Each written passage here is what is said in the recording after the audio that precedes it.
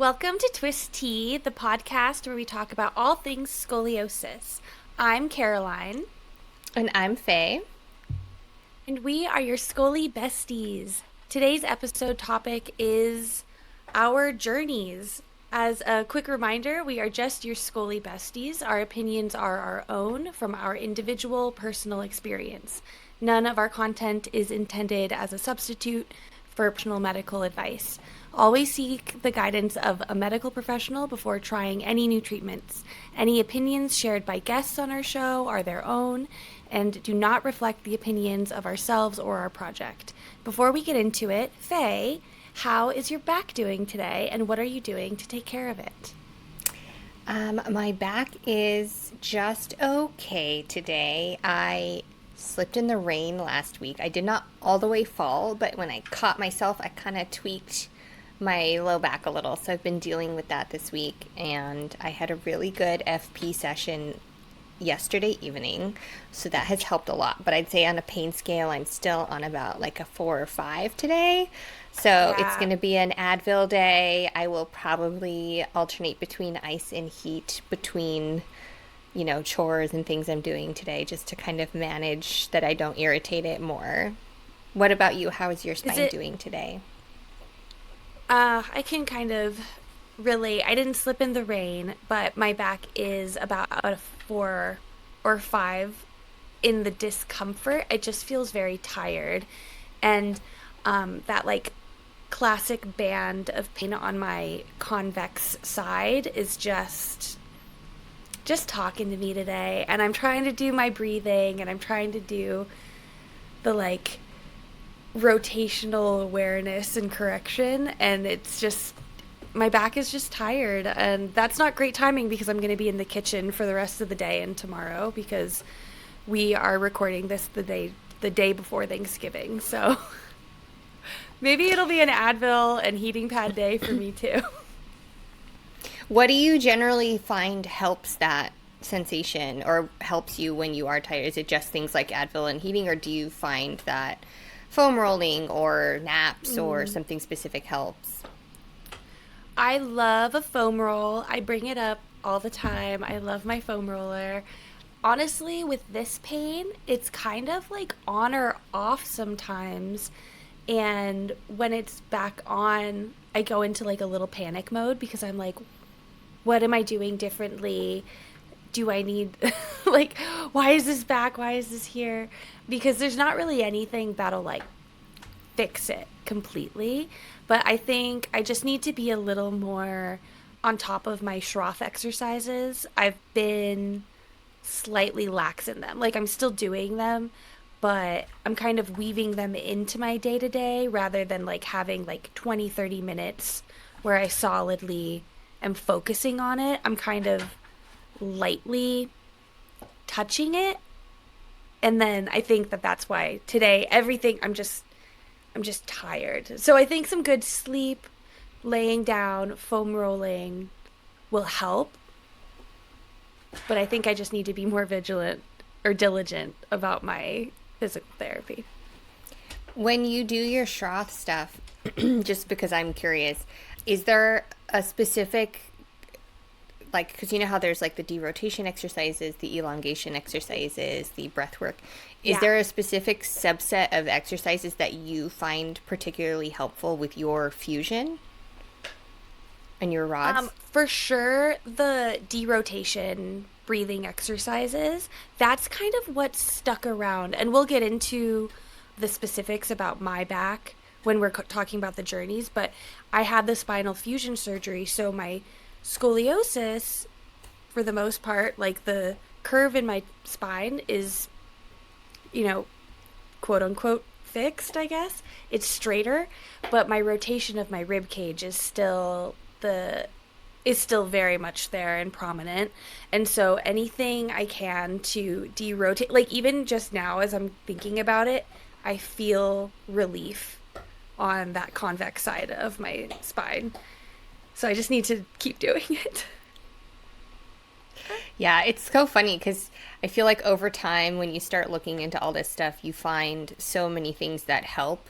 But then getting yourself to do what helps, like to do what you know how to do is like its own battle some days where you're just like, I'm tired. I don't I don't really have it like the brain Yeah. space to just be like, I'm gonna stop everything and, take care of this. Yeah. And Shroth specifically is so, in my experience, it's so mindful. It's a lot of breathing and focusing. And sometimes I just don't have the patience for it. And then it bites me in the back, I guess, because you just need to really take that time. And I wish more than anything in the world there was a one-stop shop of, oh, I did this thing and now I feel better forever. And anybody with scoliosis can relate. That's just not how it works. Like, you can have better times and harder times, but that you're always gonna it's gonna be with you. You're going to have to be doing maintenance all the time. And I think I got to a place where I was doing my Schroth PT regularly and doing all of the exercises that my therapist was telling me about. And I really was feeling good. And then I'm like, oh, I'm good. I don't need to do my PT today. I can slack. And then it's like, well, here we are. Yeah. It's not that different from mental health in that way, is it? I feel like, Yeah. you hear about people who try mental health medication for the first time and they finally figure out the cocktail that like helps them a lot. And then they're like, I feel better. I don't need this anymore. And then they try to, like, and it's that journey of Yeah. trusting that you feel better because it's working and you're supposed to keep doing it. Yeah, because there's this fantasy of the, like, I won't have to deal with this anymore that always, like, I don't know that that's ever going to go away. Right now, what's going through my mind is that scene in The Incredibles when Mr. Incredible is like getting back into crime fighting and he tweaks his back and then the robot like gets him and pulls him and then just Ugh. like you hear a little like snap in his back and then he's like, "Oh, perfect." And then he just like beats the robot.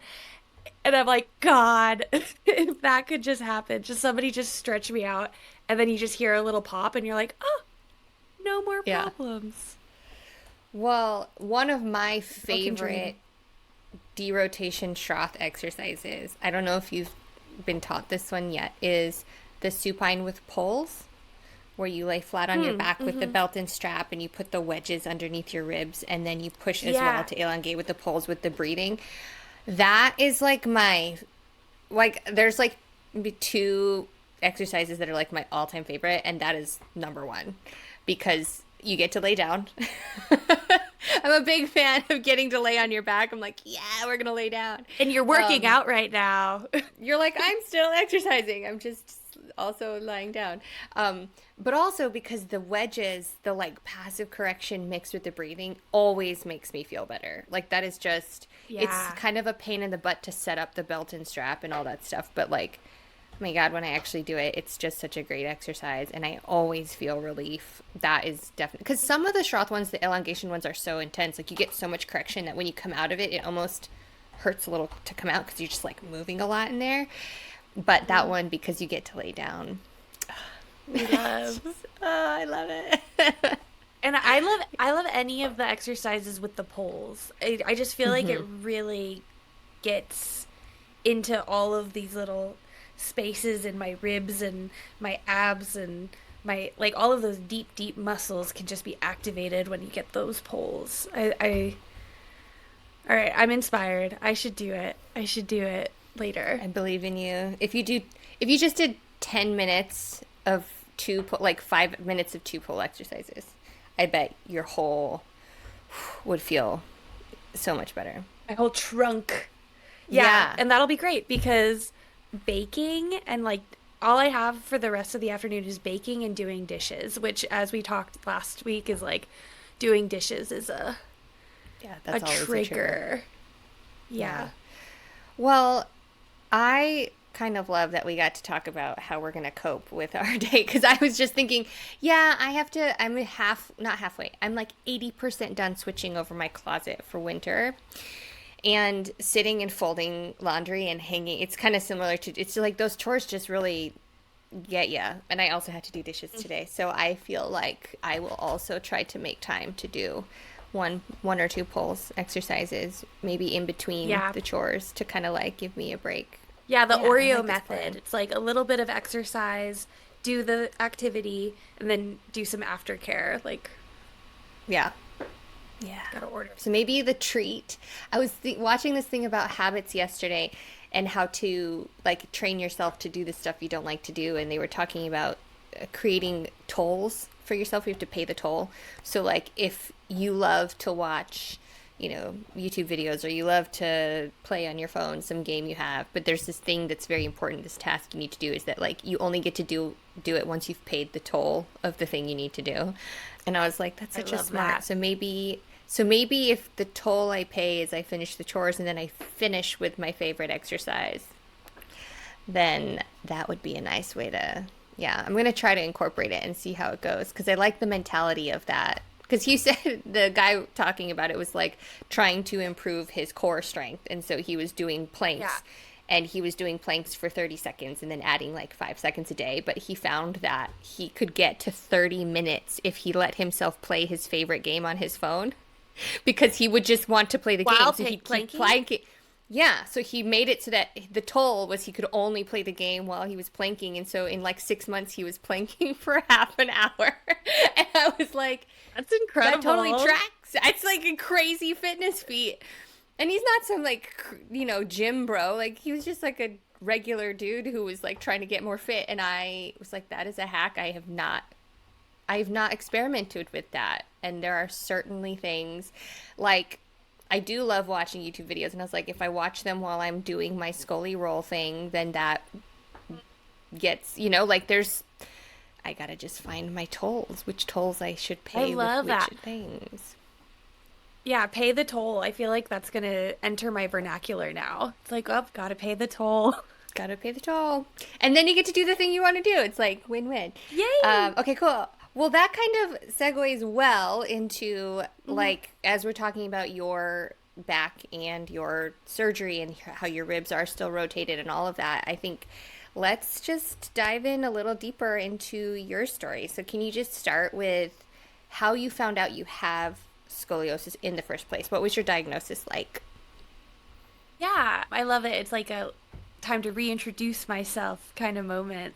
Yeah, I first got diagnosed when I was 14, so I was a little later in the game.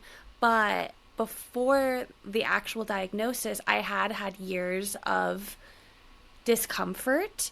And I first started noticing it when I went to military camp, which is such a weird, like, side plot line of my life that I went to military camp, but it was actually very fun. I didn't go to military camp as like a disciplinary thing. It was a fun camp. We just had to also march and keep our cabins incredibly clean.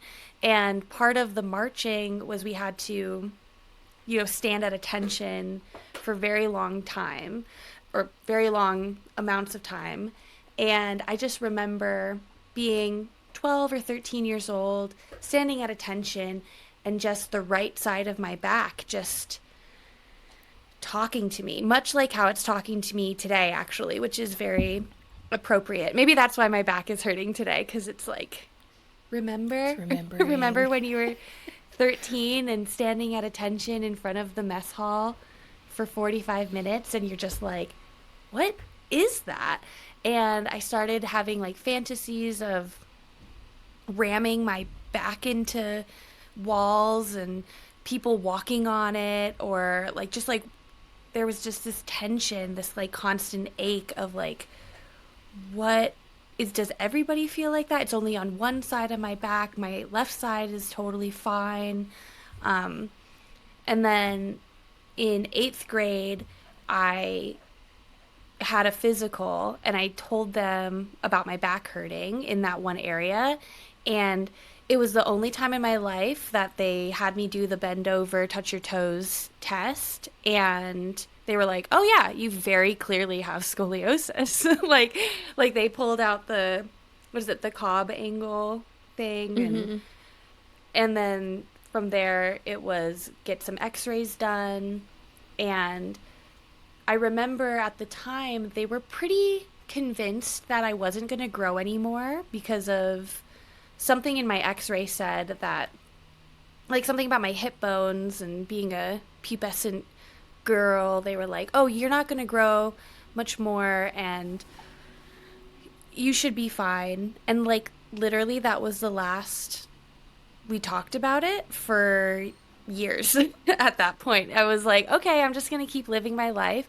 I remember not really understanding the gravity of the diagnosis at all. I thought that it wasn't that big of a deal other than my back hurt. My dad has a lot of like massage therapist friends, and so I started getting massages and that felt really good. But I just didn't really comprehend it, I guess. I wasn't like, oh, this will be like a lifelong thing. I kind of started thinking if I just get a massage one day, the right massage therapist will just fix it and I'll never have to worry about it ever again. Spoiler alert, that did not happen. I've had a lot of incredible massages, but not that magical one. And then a few years went by, no no physical therapy, no like regular doctor's appointments, but when I was 17, I was like my back is hurting worse. Like it has gotten worse. What is going on? I'm 17 years old and I am dealing with back pain like a 70-year-old, you know? And so we got an x-ray again and they were like, "Oh, it has gotten so much more severe." I don't remember my numbers. I don't remember my degrees, which is not helpful, but I just remember the number when I was 14 being something relatively like you can live with this, and then when I was 17 it was like this, it was like double the number. And from that moment the conversation about the surgery was top of the conversation. It just went right into we need to get the surgery. And in my head I was really open to the surgery because I was like, oh, there's an option, there's something that'll fix this. Yes. Like, I don't even need to think about it. Like, the doctor was like, okay, talk about it with your parents, think about it. And I was like, I want it. Like, let's get the surgery done. I don't want to have back pain anymore. And they were like, okay, well, it doesn't necessarily guarantee you won't have back pain, but it will guarantee that it won't progress. And that was their main issue, was that it progressed so much in such a short amount of time. And I remember the doctor explaining in pretty vivid detail what would happen if it just kept progressing. And that was pretty scary. Like this idea of it continuing to curve until it's like my spine is crushing my lungs and never being able to have children. And it just got, it was just kind of a no brainer for me to get the surgery because that was all I knew. And I had no concept of what physical therapy was. I didn't think much more than, oh, if I do this, it'll make my back pain go away. And so within a few months, I had the surgery. I had it in 2010. I had it January 26th, 2010. I was a junior in high school. And honestly, it was very good timing because junior year was very, very stressful. So the idea of taking like 6 weeks off of school was very attractive to me. And so I like went into the surgery very optimistic. Everybody was like kind of like most people are kind of scared going into this, and I was like, whatever, I'm going to feel better after this. I'm going to have 6 weeks off of school. Maybe I'll get into baking. Maybe I'll get into reading. Maybe I'll like just pick up some new hobbies while I'm not in school. And like really like I had this optimism, which I think is sweet that I had an optimism, but it was totally out of naivete and kind of an ignorance of what I was really signing up for, which is interesting. Yeah. Can you talk a little bit about what your experience of the actual surgery was like? Yeah. So, like I was saying, I went into it very optimistic. And, at that time, I had never had a surgery. I was so young. I didn't comprehend how much pain I would be in. And I think, in a way, that served me because I was so brave, quote unquote, going into the surgery. I was, smiling and happy and had like the tiniest bit of anxiety, but really I was very gung ho going into it. But then waking up was a bit of a rough awakening. It was a bit of a whiplash. The way it felt and the way I like to describe it was like waking up, opening my eyes. It was like the eye of Sauron on my spine, of just like that fiery and that core, that white hot core was just my whole spine. And it was such intense pain. And like that was when it hit me of what a severe surgery it was. Like what a big deal actually, you know, cutting open your entire thoracic spine and peeling off the skin and the muscles and moving the bones and then drilling rods and screws and then sewing it all back up. I was like, holy shit, this is a really big deal. And it took me about 5 seconds to realize, oh, I don't think in this like 6 week healing time that I don't have to go to school, I don't think I'm going to be baking. I think I'm going to just be laying Oh. down and crying. Like I think I'm just going to be learning how to walk again and learning how to move, it was a bit of a rude awakening for sure. And you wake up and they're very adamant about you getting up and walking right away. So, to help the healing process, which totally makes sense, but at the time feels like torture. You're like, why? Like, let me lay down. I just had a 12-hour surgery.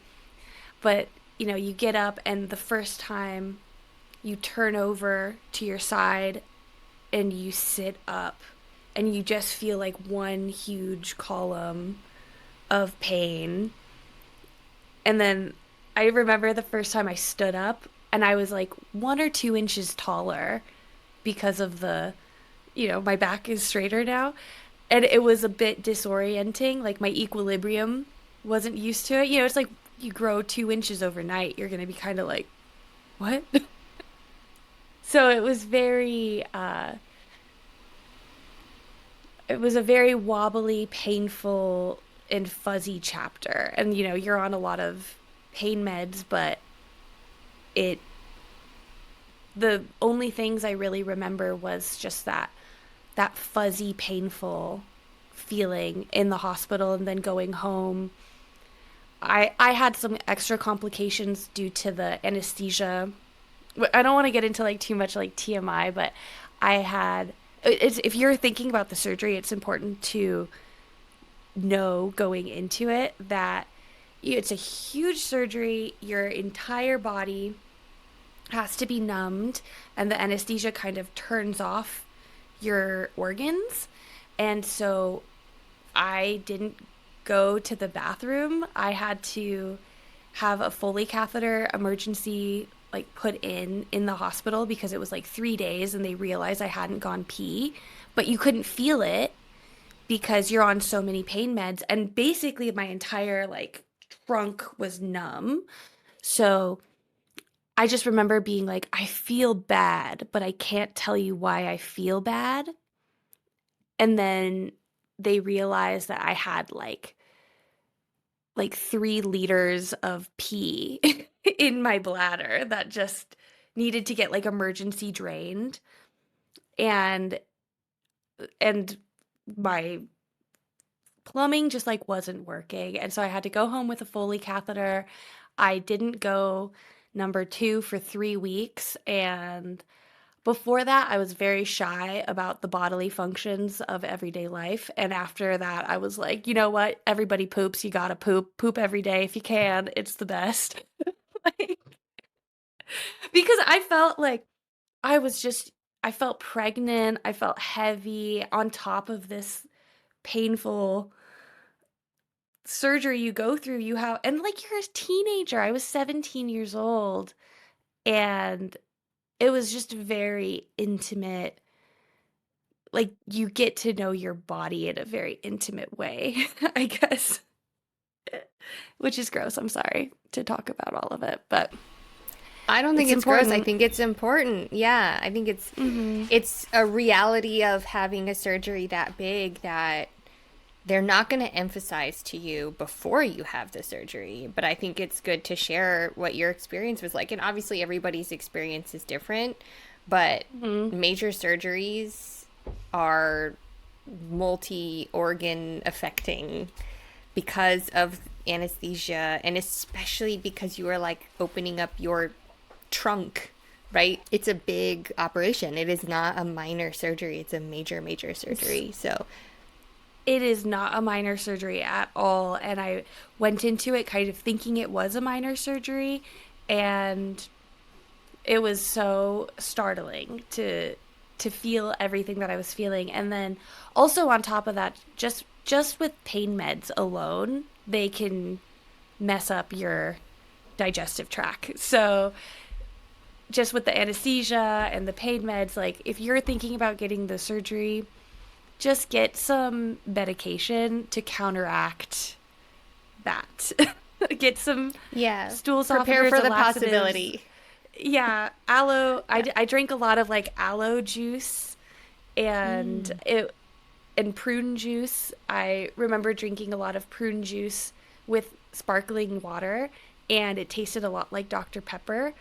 And then I couldn't drink Dr. Pepper for like 5 years after that because I it's like such You're a like too rough too close to home. connotation. Yeah. But then honestly, the I'll get back to the like actual back stuff. The healing period was pretty fun in that it was the height of Hulu. Like Hulu just came out for the kids listening. Hulu used to rule. It had every single show. It was when Glee Yeah. was first coming out. I think I was in like the second season of Glee. And it was back when there were like 20 episodes a season. And in Hulu, you would just go to hulu.com, make an account, totally free. There was one ad in the middle of every episode. So I was actually kind of okay for the month off because I was just watching Glee and like all of the like Grey's Anatomy, and you just got one ad, and it was 30 Those seconds, were and it the was days. incredible. Those were the days. I do And I just remember the good Hulu days. mm, Because literally all the that channels you was a didn't magical have, you could time. still watch the show because they would come onto Hulu like the next Hmm. day or the week later. Yeah. Oh yeah, you just have to wait till the next day. It was so nice. So that was my highlight, I would say, if we're doing a rose and thorn of the spine surgery. My rose would be that it was in the prime of Hulu. So that was nice.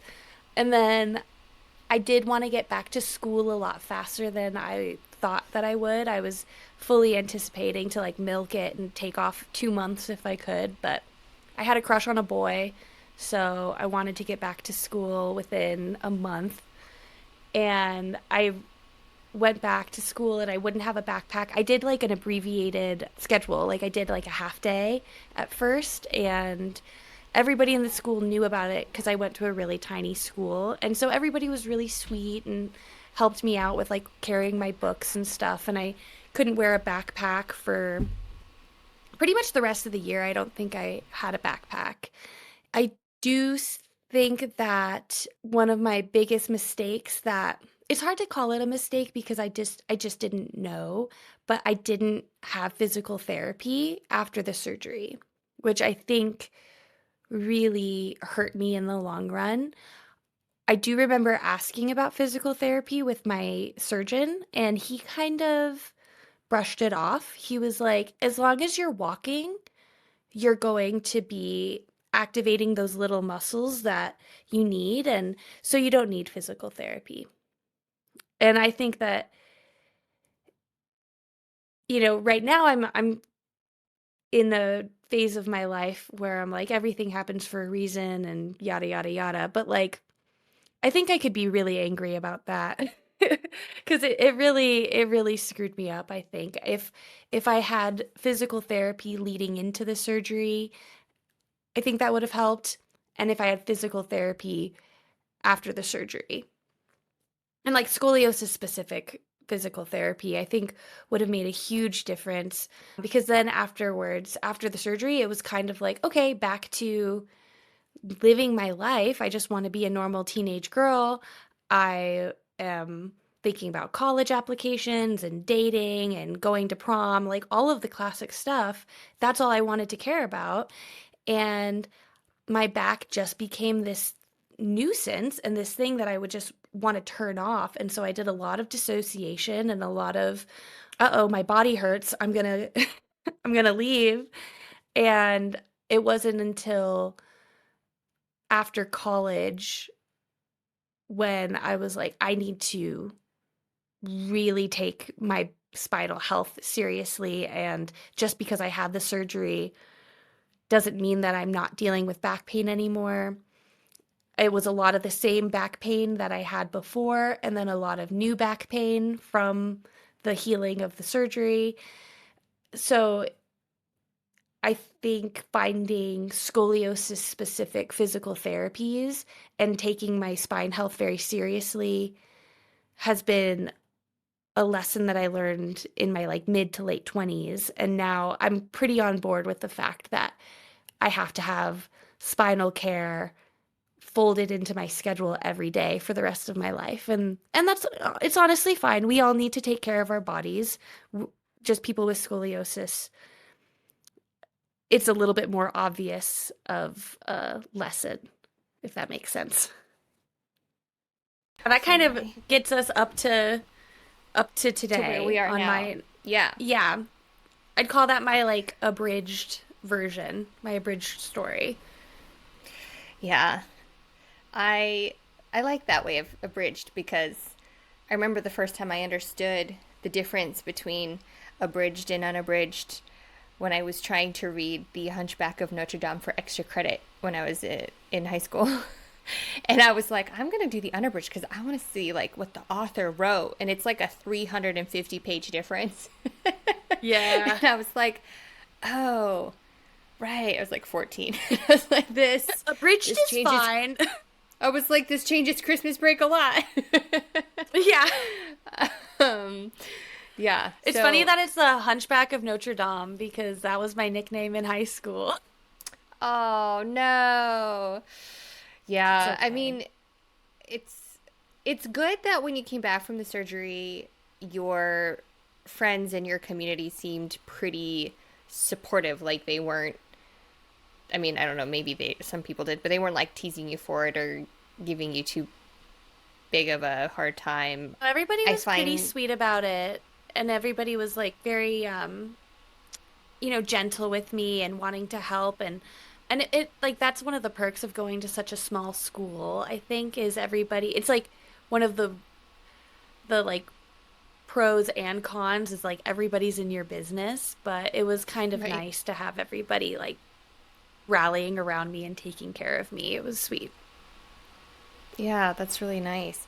So then, what was your experience like? So it brings you to now, and initially, you didn't have a lot of, like, would you say the surgery felt successful to you? Like, the pain eventually from the actual surgery goes away or gets much better. Did you find that overall, for like a certain amount of time, you felt great? Or did it never get to great? Like, what would you say your journey after the surgery till now?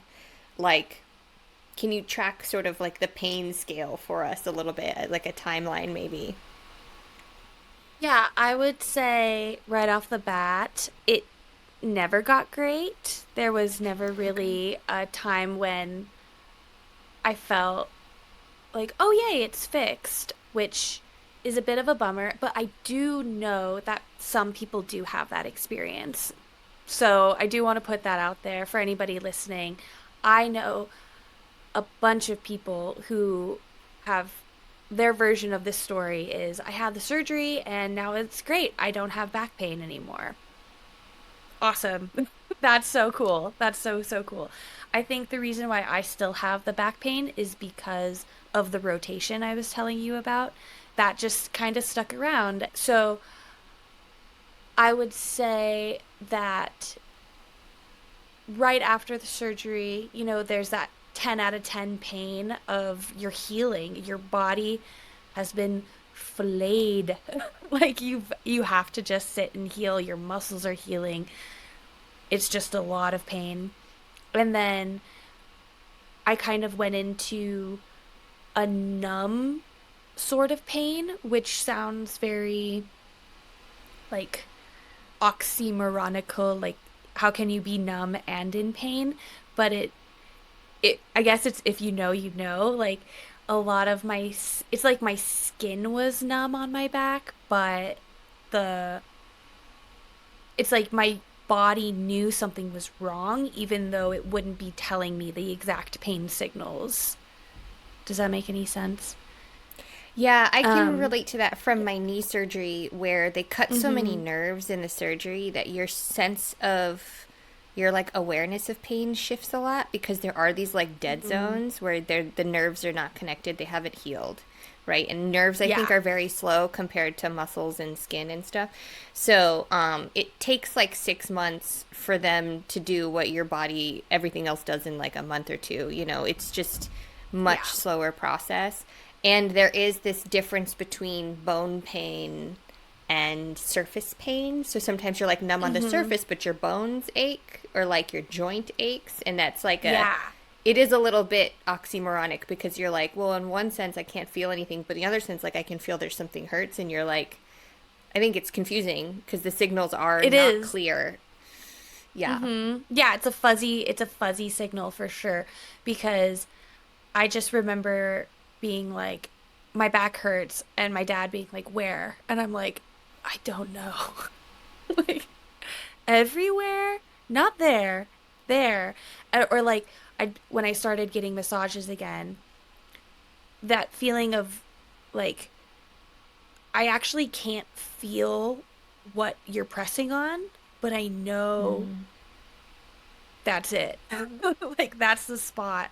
But also, if your body is just constantly sending you pain signals, eventually your brain isn't going to pick it up because it's like you're not doing anything with this information. So I'm not going to bother Right. you with constant like pain flares, but it's still like something is wrong. And so when a massage therapist is kind of like raking through those muscles, even though it is weird because I can't feel it, but I can feel it, which makes no sense.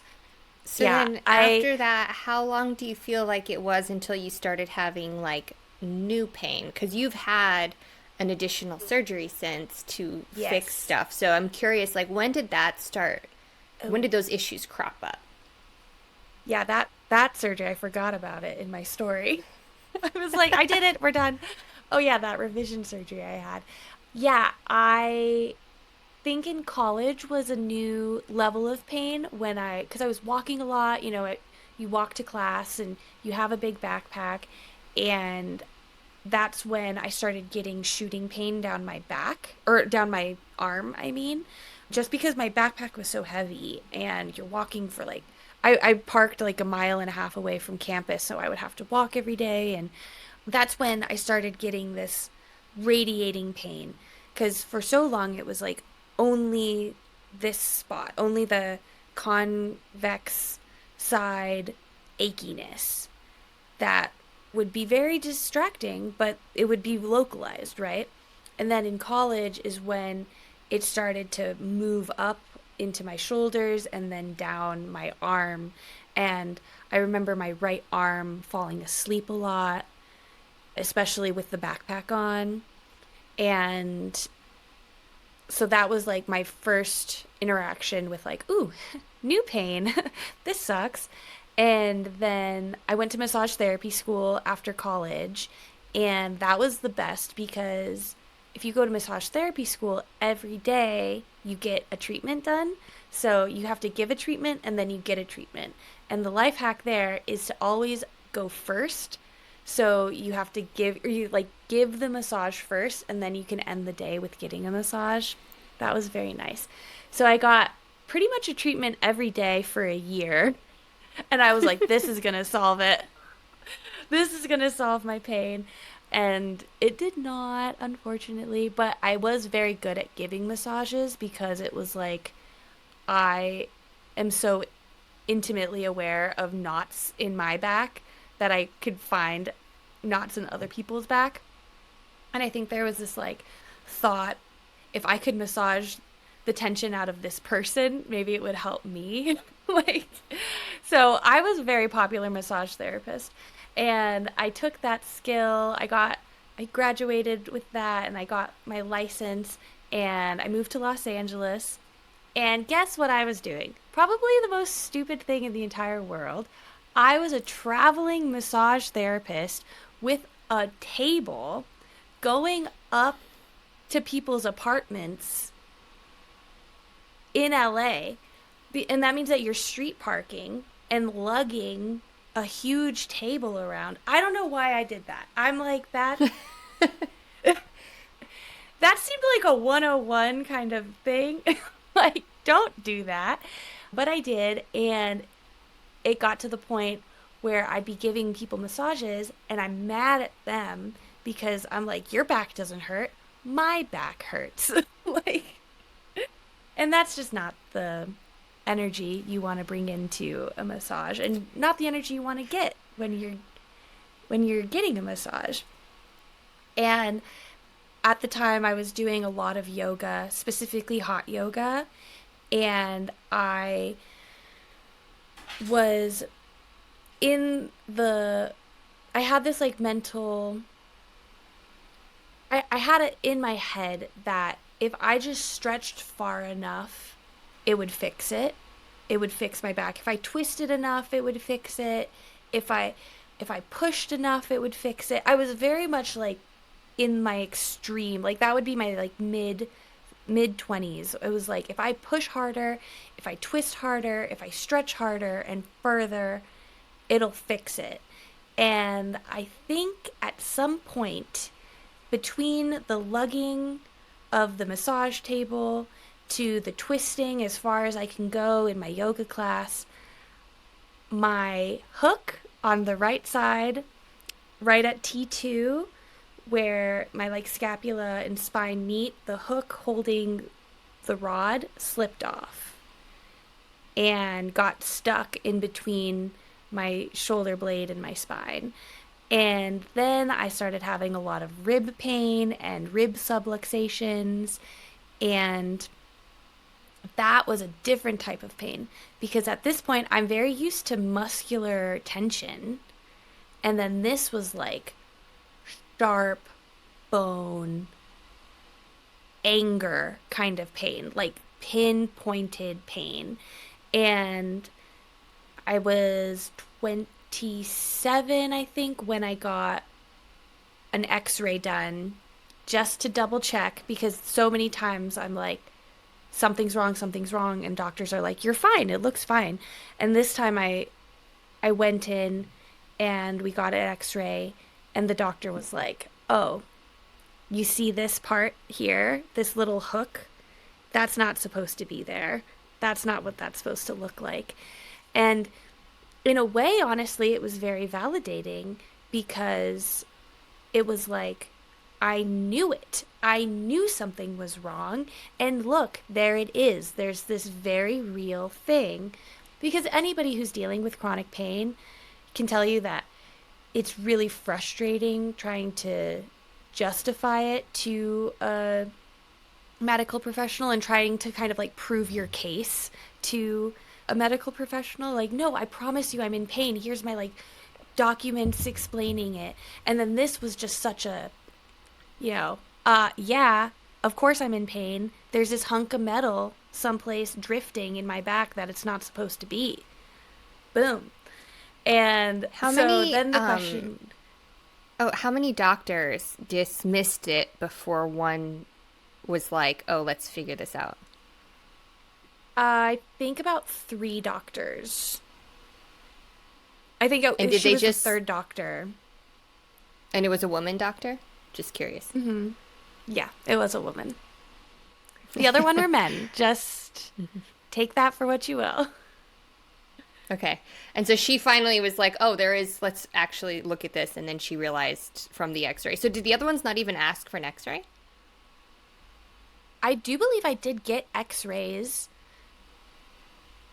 but I think they just didn't catch it. I think they were looking at the overall structure and they didn't see because it doesn't, They didn't see the hardware jump out at itself. you. Yeah, it doesn't jump Yeah. out at you right away. So I think she was the only one that really looked at that specific spot and was like, this does look weird. And it's so funny because for years at that point, I had this kind of protrusion coming from my back, this like bump next to my spine.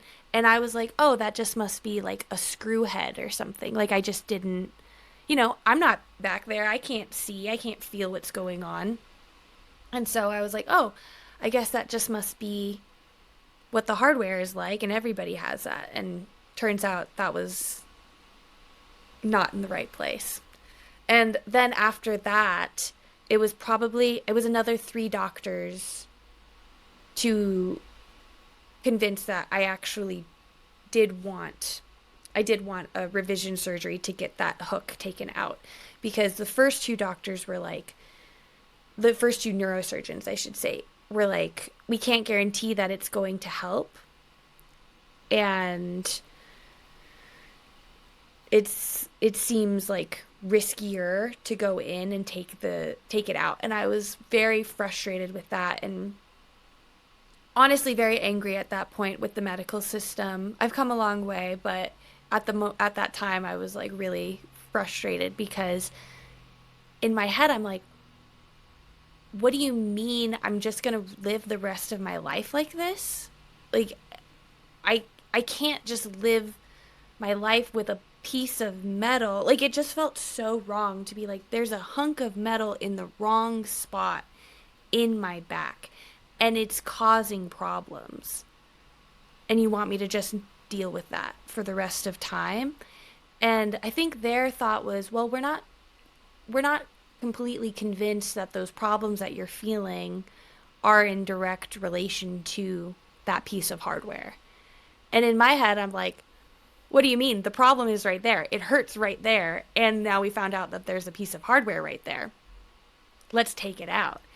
And then I found the third doctor who was pretty on board with it. He was like, "Yeah, let's get that out of there." And it was You just mean such a the funny, third surgeon? So it took three yeah, doctors to identify the problem and then three yeah, additional surgeons to address the yeah, problem, just so the audience knows what we're talking about. Yeah. yes. Okay. Thank you for the context. Yeah, exactly. Like three doctors before, and then three surgeons after. And on the third surgeon, he was very much like, "Yeah, let's get that out.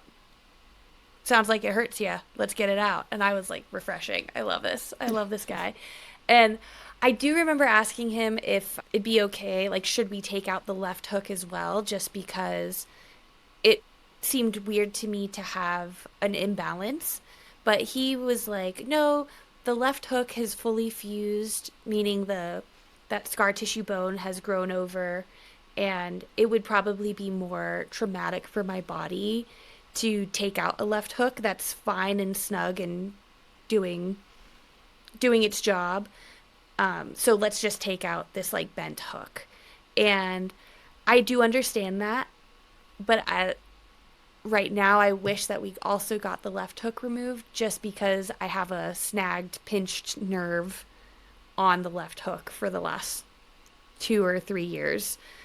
And I don't know why, but it does just kind of feel strange that it's not symmetrical. And I feel like my body doesn't like that.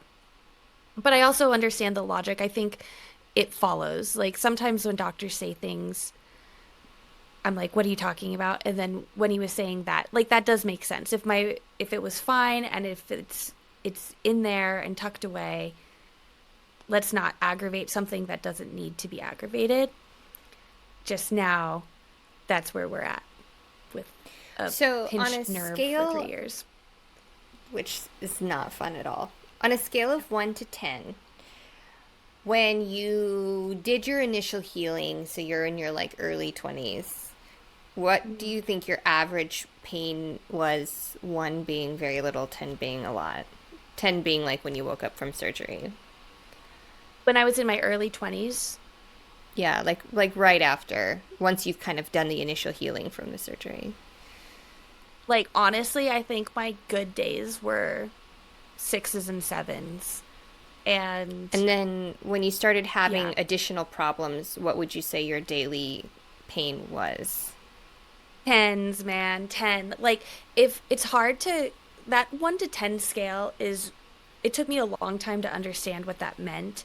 Because I'm like, well, a 10 is probably like, I don't know, getting smushed by a building. Like, we're You're like, it's dying. dying. It's dying. Yeah. Yeah. But what a 10 really is like, I can't really function other than this. Like, it's all I'm thinking about. The pain is constant. The pain is top of mind. The pain is sharp and real and distracting. Like I feel like six, like once you get to like a 5 or a 6, that's when your day-to-day activities are hindered. Affected. That's when you're like, Yeah. I don't know if I can do that thing that I want to do because of my pain. And I'm thinking about my pain. So by that metric, the those like sharp pains were definitely nines and tens because it was just it was just ruining my mood, ruining every road trip, ruining like I would be going to like New Year's parties. I remember this one New Year's party. I just had kept like having to excuse myself and go up to a room and just lay on the floor and cry because one because of the pain and two just because of the frustration of this this pain, not knowing what to do about it. And then there's this like emotional feeling of like, am I just gonna live like this forever? Like, is this the rest of my life? I'm just gonna have these like phantom sharp pains forever. And so it's very emotional on top of physical, right? And I'm very glad to say that even with my pinched nerve, I rock a good 3 or 4 on the pain scale on my average day. Like Now. right now, yeah, right now I would say I'm at like a 6 or so with the discomfort just because it's starting to be like, ugh, I'm thinking about it. I'm constantly feeling it. But that's probably the worst it's been in a while, which is very, very nice. If I spend the rest of my life between 2 and 4 on the pain scale, I'll consider that a win Yeah. for sure. Yeah, I agree with that. Mm-hmm. That's so, I think that's so important to share because I do think that if you don't have chronic pain or you're new to it, understanding what chronic means is just like you can't picture it because you've not Mm-hmm. lived it yet. You know what I mean? You're just like, it just hurts today. And like I said, that fantasy of this magic thing happening and it just being solved one day is Yeah. so real. And then like the acceptance of like, I'm actually just going to be okay with like less pain. Like, I'm not Mm-hmm. going to wait for the day it magically isn't there. I'm just going to be super excited about the days when it's like, oh, this is nothing compared to before. I can do all the things I Mm-hmm. want to do in my life. I don't have to change my plans around this in discomfort. I can I can live unhindered for the majority of activities. Like that's actually a massive accomplishment. And I think until you've Mm-hmm. experienced what chronic means for a while, it is hard to realize that what you're asking for is that. What you actually want Yeah. is that. not, I and mean, of and course, it's the magic solved is like a it's like a great fantasy, but when you realize that that is a right. fantasy, then you realize like, oh, what I really want is to not have to alter my entire day every day I just think to it's such manage an it. irony. Yeah, like, I think there's something so ironic about it. Like my mental space, if I were to go back to when I was 20 years old and not doing anything on my day-to-day life to take care of my back, but my pain was so extreme. And it was like it was kind of this all or nothing mentality of like I and that fantasy of like getting hit by a car or getting like pulled apart by a robot and that's just like fixing everything. Like that was when I very much had this like one day I'll find the thing that fixes it completely and I'll never have to worry about back pain again.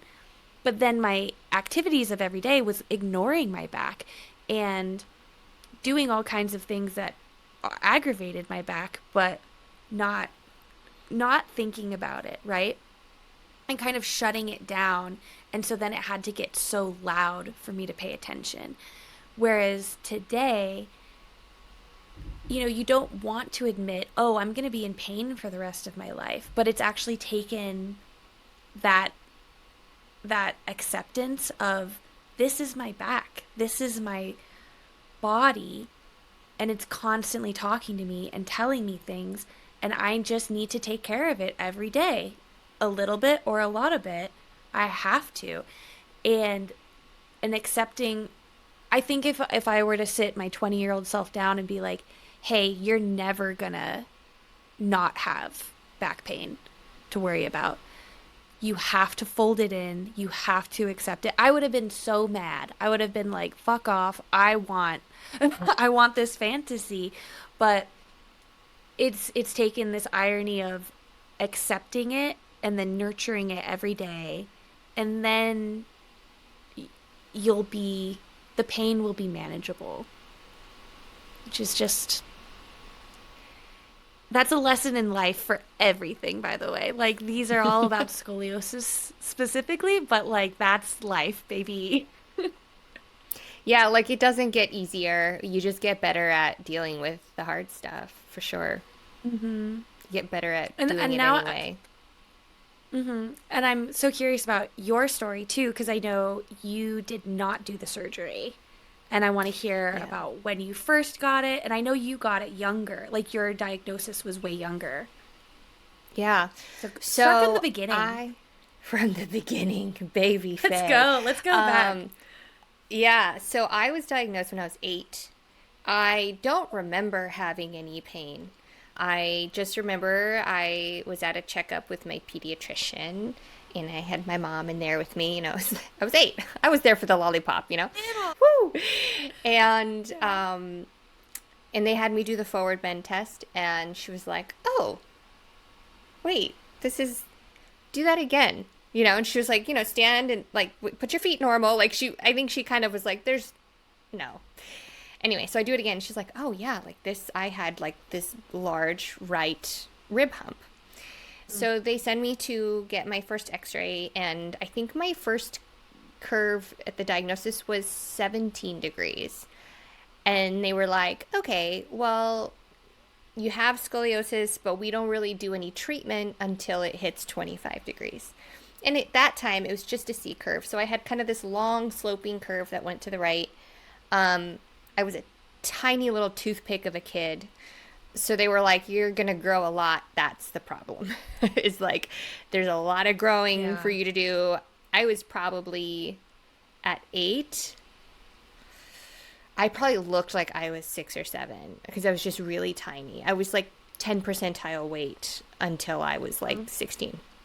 So I remember I had to get an x-ray every 6 months because they knew that it was like really high risk to get worse. I don't remember having any pain. I don't remember thinking much of it. I did at that time, I was very active. I did dance, a lot of dance. I also did gymnastics, a lot of gymnastics. So I started in gymnastics and then I when I was 3, and then I started dancing when I was 5, and then over the summers we did like swimming and tennis, and I was just like an active kid. And so I was getting these x-rays every 6 months, and by the time I was 9 and a half, it had progressed to 27 degrees. And they went, whoa, whoa, whoa, you haven't even grown that much yet. It's already like, we're going to put you in a brace. So my dad's a scientist, so he's very academic. So he's like, we're getting a second opinion because we got to learn all the different types of braces. And at that time, granted, this is in 1998, 1999. Don't tell that to the kids listening. 1900s. There was really only like two kinds of braces. There was the Milwaukee brace, which is the one that has the big neck collar. And then there was the Boston brace, which was just sort of like a hard body cast. And there were a couple variations on the Boston brace, like some went around your pelvis, which I don't know how people got in and out of those. But for the most part, those were the two major types. And so we went and got a second opinion. They took me to a couple physical therapists around, different, they found a couple people because there just wasn't any specialized treatment for scoliosis. There was just sort of like people who did body work and kind of specialized on their own, but they weren't like federally recognized, if that makes sense. Yeah. So I remember they took me to see a physical therapist called John Claude West out in California, actually, and he had built all these sort of rotating Pilates gyrotonic based plates to sort of work on mobility. And so he gave me some exercises, which I just like hated doing because I was 9 years old. And I was just like, why do I have to stand in a mirror and like look? And I also started to really not like how I looked. That's when I remember that creeping in, is like my shoulders started to get a little bit more crooked. Like you could see my ribs a little bit more. My ribs stuck out in the front from the rotation. It stuck out in the back from the rotation. And I started not liking the optics very much. So the last thing I wanted to do was stand in front of the mirror and stare at it and do exercises. I just was like, let me just go dance and do gymnastics and whatever. So then it progresses. They're like, get the brace. We decide we're going to get the brace. We have these second opinions. It's all like interesting and optimistic, but nobody has like an answer. So we go ahead, we get the brace. So I'm like 9 and a half, almost 10-ish when I get the brace. And I remember thinking it was like not a big deal because I was just like, cool, I have this body cast, like whatever. I remember sitting in the car, and it's kind of a process. Like they go and they plaster you, and they like, the guy making the brace is really like an artist. He actually has to like hold some correction while the plaster dries, and then he places all the pads on the inside to like do more corrections. And so it was very much like an artisanal thing. There's like two guys who were brace makers at that hospital, and this is in Albuquerque, New Mexico. So maybe in a larger city there would have been more, but where we were this was it. And it was also like a children's hospital, so it's even more niche, right? So, I remember like going in and getting the fittings and things. So I had my sort of interesting moment of when you, like you say, you had that wake up call of like, oh, this surgery was bigger than I thought. Mine was when I'm driving home with my parents the day I take the brace home. So like my first day where it's now been fitted a couple times, they've added the pads, they've taken x-rays in the brace, the correction, I think the correction was like in the brace, it was down to 7 degrees, which is like pretty close to straight. So they were like, this is a great brace. Like from 27 to 7, we love it. So I'm like, cool. So in my head, I'm like, problem solved, guys. Like, we're good. You did it. Like, I don't know what you're so worried about. And I remember sitting in the car, and I like look over, and they're so quiet. My parents were so quiet, and my dad's just driving, and my mom is just quietly crying. And I look at it now as an adult and go like, yeah, because like seeing your kid in this like body cast for the first time is like, it's a lot for a parent to process, and I think they were not sure if they were doing the right thing, and they weren't super wealthy, so they had already sort of tapped out their resources trying to get second opinions and trying to see the physical therapists, and like I think they felt very helpless. It's like, God, we hope we're doing the right thing, and they were very scared. So I remember that being my moment of like, oh, maybe this is a bigger deal than I'm making it to be. And then my second thing soon after was that first night I slept in it. I remember I woke up the next morning And I was like, I couldn't sit up because I had never had anything restricting. Like back then, I hadn't hit puberty yet, so it went all the way up to Yeah. my armpits and all the way down to my hip bones. And I remember having to go in and have them shave it because I couldn't sit very well. It was like a little too low, like there's all these adjustments they kind of have to make. And I couldn't sit up out of bed. So I remember I like had like this panicky like, oh my God, I can't get out of bed. Like I like couldn't figure out how to roll over. I couldn't figure out how to Yeah, sit like a up. And so I'm turtle. like, yeah, it was like a turtle stuck on its back and just like, ah. And so I'm like screaming for my mom to come help me sit up. And that was sort of when I was like, oh, this is gonna be an adjustment. This is not nearly as like fun problem solved as I thought it was gonna be. And I was supposed to wear it Yeah. 23 hours a day. I was only supposed to take it off to shower. And I said, well, what about my dance classes? And 23? yeah. So they were like, you can't do gymnastics anymore. They were like, that impact is only going to make the thing worse. So basically had to quit gymnastics. They said, you can take your dance classes, but try to wear it in your dance classes if you can. And I was like, are you crazy? Like, I have to bend Hmm. and stretch and okay. So I said, fine, I'll try to wear it in tap class, but I'm not wearing it for ballet or jazz because what the hell. And so I was at that time probably doing gymnastics like 8 hours a week and then ballet like 4 hours a week or something like that. And then they made me quit gymnastics, but they said I didn't have to wear the brace when I took ballet. So by the time I would say I was still 9. So this is like within the first few months of having the brace, I was doing 25 hours a week of ballet because I was like, I don't want to wear this thing. Like, I'm going to sign up Yeah. for I was like, give me a baby class. I'll be the demonstrator. Like, I'll help out the teacher. I'll be teacher. Like, anything to not have to put the brace back on, which I always think is kind of funny because then I ended up becoming a professional ballet dancer. And I'm like, probably because of that. Do you know Out what I of mean? Like, that. I was on my own accord, like, sign me up. Um, so I do remember trying to wear it during tap and that being awful because if you fell, you had no way to catch yourself. You just like hit your head on the tile. Like it was like actually really dangerous. Ah, So I just was like, I don't know about this. I kind of convinced my mom that I'm just not going to wear the brace during dance class. I was like, it's crazy. And if I fall, like literally can't, there's like not a way for me to like roll like a normal body because I'm just like stuck. yeah. And so that first brace was like I had Tweety Bird tattooed on the front. I remember being like super proud. I got to pick my like cartoon character every back brace. So I had this like Tweety Bird and or maybe it was on the back, but on whatever side the straps were not on.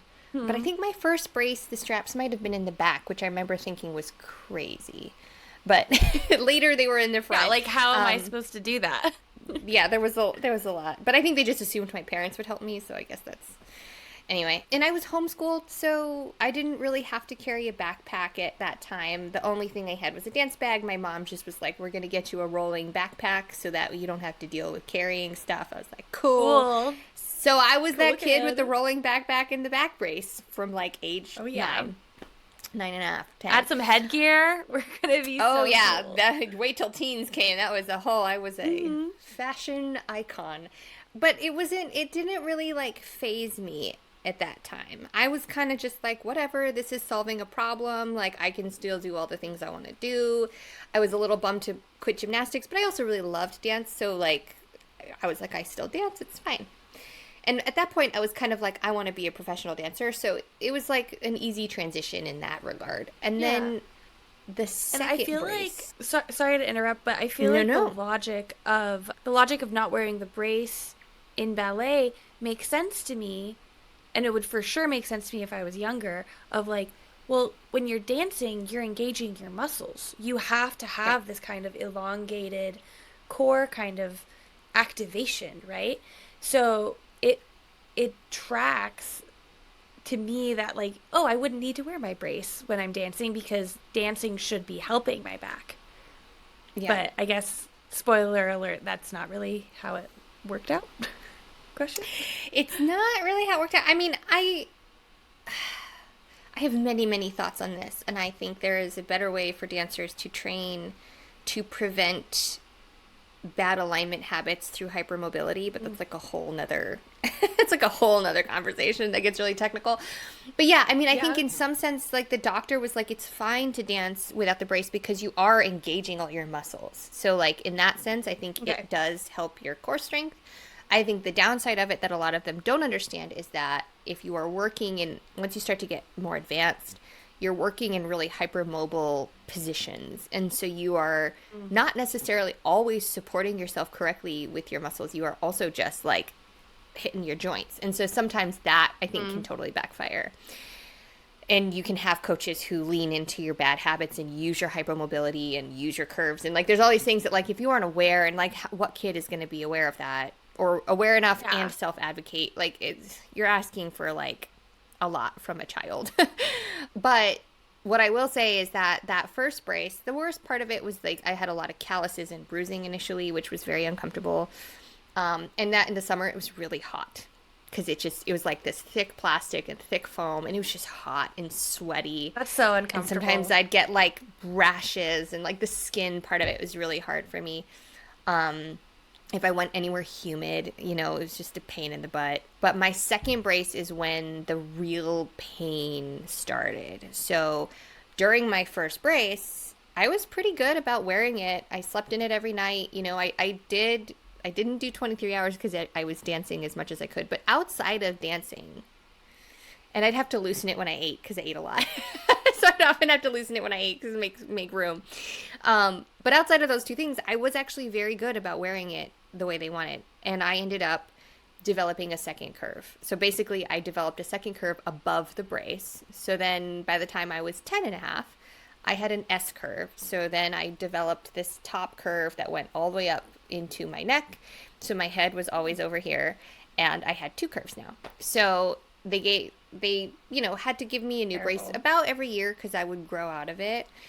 And at this point, I'm still having x-rays every 6 months. They're making little adjustments to the pads and whatever as they go.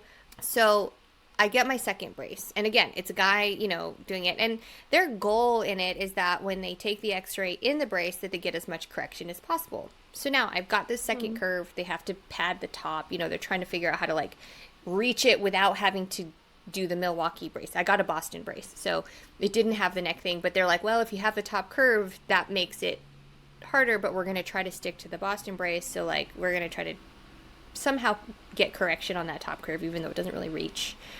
Um, and so the guy, bless him, worked so hard to get the pads right and fit the thing. And we get this, and I think my out without the brace, I was still like a 25 curve, and I think this top curve was like 17 or 15, something like that.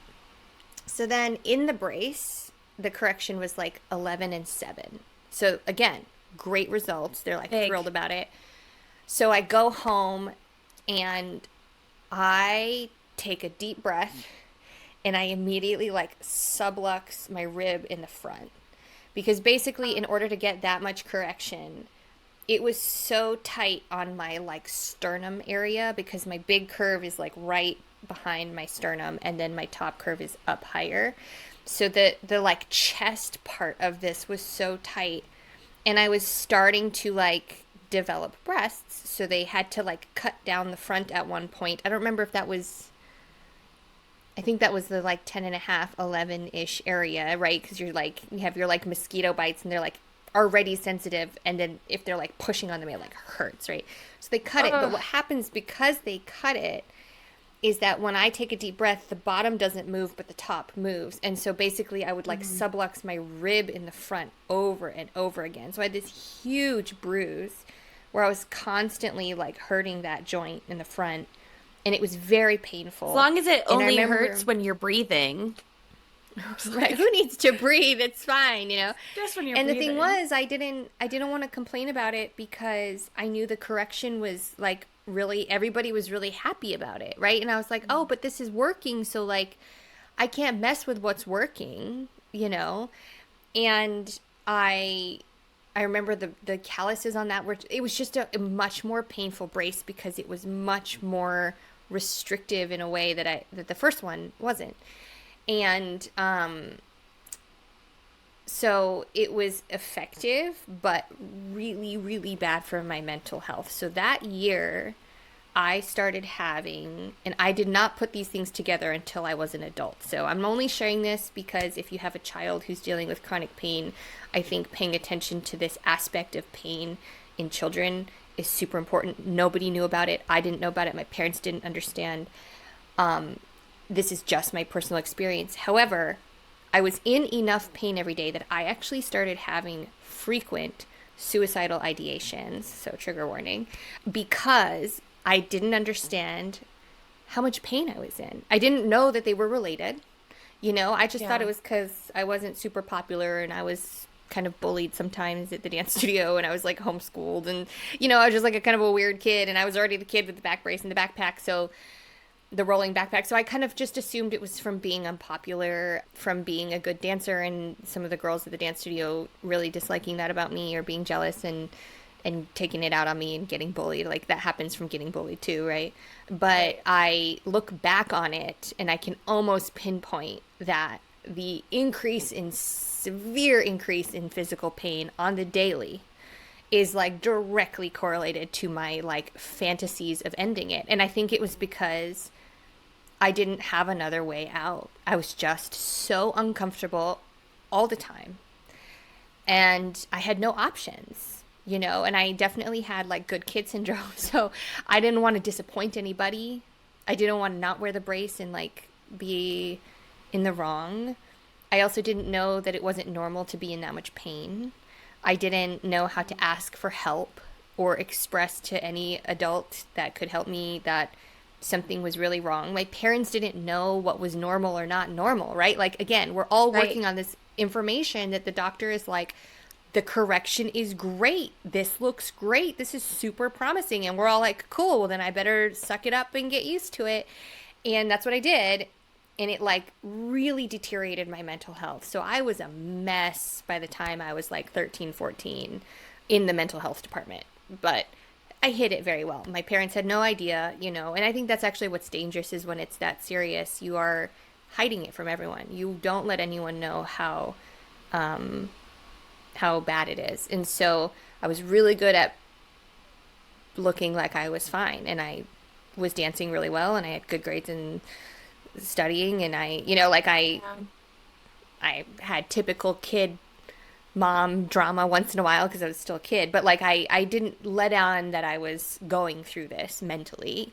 Yeah. Um, and I was getting a new brace each year and my curve was getting worse each year and I went from having the C curve in my first brace, the S curve in my second brace, and by the time I had my last brace at 16, I had four curves because I basically had my two main curves and then a compensatory curve above and below those things, which the So is that compensatory like curve is, two S curves? Is that yeah, it's like we don't basically. even have So a letter I, for that anymore. no, it's just like I always think of it as like an opened up infinity symbol. You're just like, woo! Yeah, so like Ugh. my measurements by the time I was 16, I was at like 45, 22, I think like 11, and then my lower back would fluctuate between like 12 and 7, depending on like if I was having hip tendonitis or not. But I did have a lot of weird chronic tendonitis injuries and stuff when I was dancing. Like I would have really bad hip tendonitis or really bad knee tendonitis because clearly there was Yeah. alignment issues going on. Yeah. And at the time, I was able to get some rolfing that was great for my pain management. It kept me from getting a lot more overuse injuries than I would have without it. I also did some gyrotonics. I also did occasionally some Feldenkrais. I tried to do Pilates and yoga. I was also very active. Obviously, I was dancing, 30, 35 hours a Yeah. week. And my back wasn't in crazy pain that I can identify.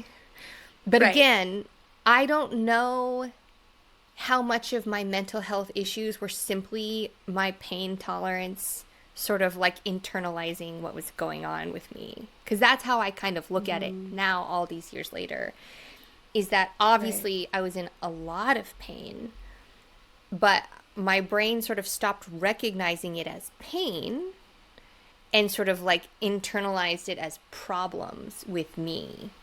And Yeah, that was like I how don't know what to do my with this. I'll put it here. right. So, like, the fantasies of dying were about relieving pain, but I didn't know that that was what was going on. I just thought I was a burden to humanity. Like, so I look at that now and go, I wish someone had warned us that physical pain can manifest in mental health problems. I didn't put those things, Yeah. nobody put those things together. Nobody knew anything was wrong, you know? And like I said, I hit it really well. I don't think my parents understood. They just thought I was like a moody teenager like anybody else. And like, I totally get, I don't think that they did anything wrong. I think it was simply a lack of understanding about what pain can do to you. And in the meantime, I was excelling. I was having a really promising career in dance. You know, like I got my contract at, Yeah. 16, and I moved to New York when I was 15. And that's when I stopped sort Wow. of wearing the braces.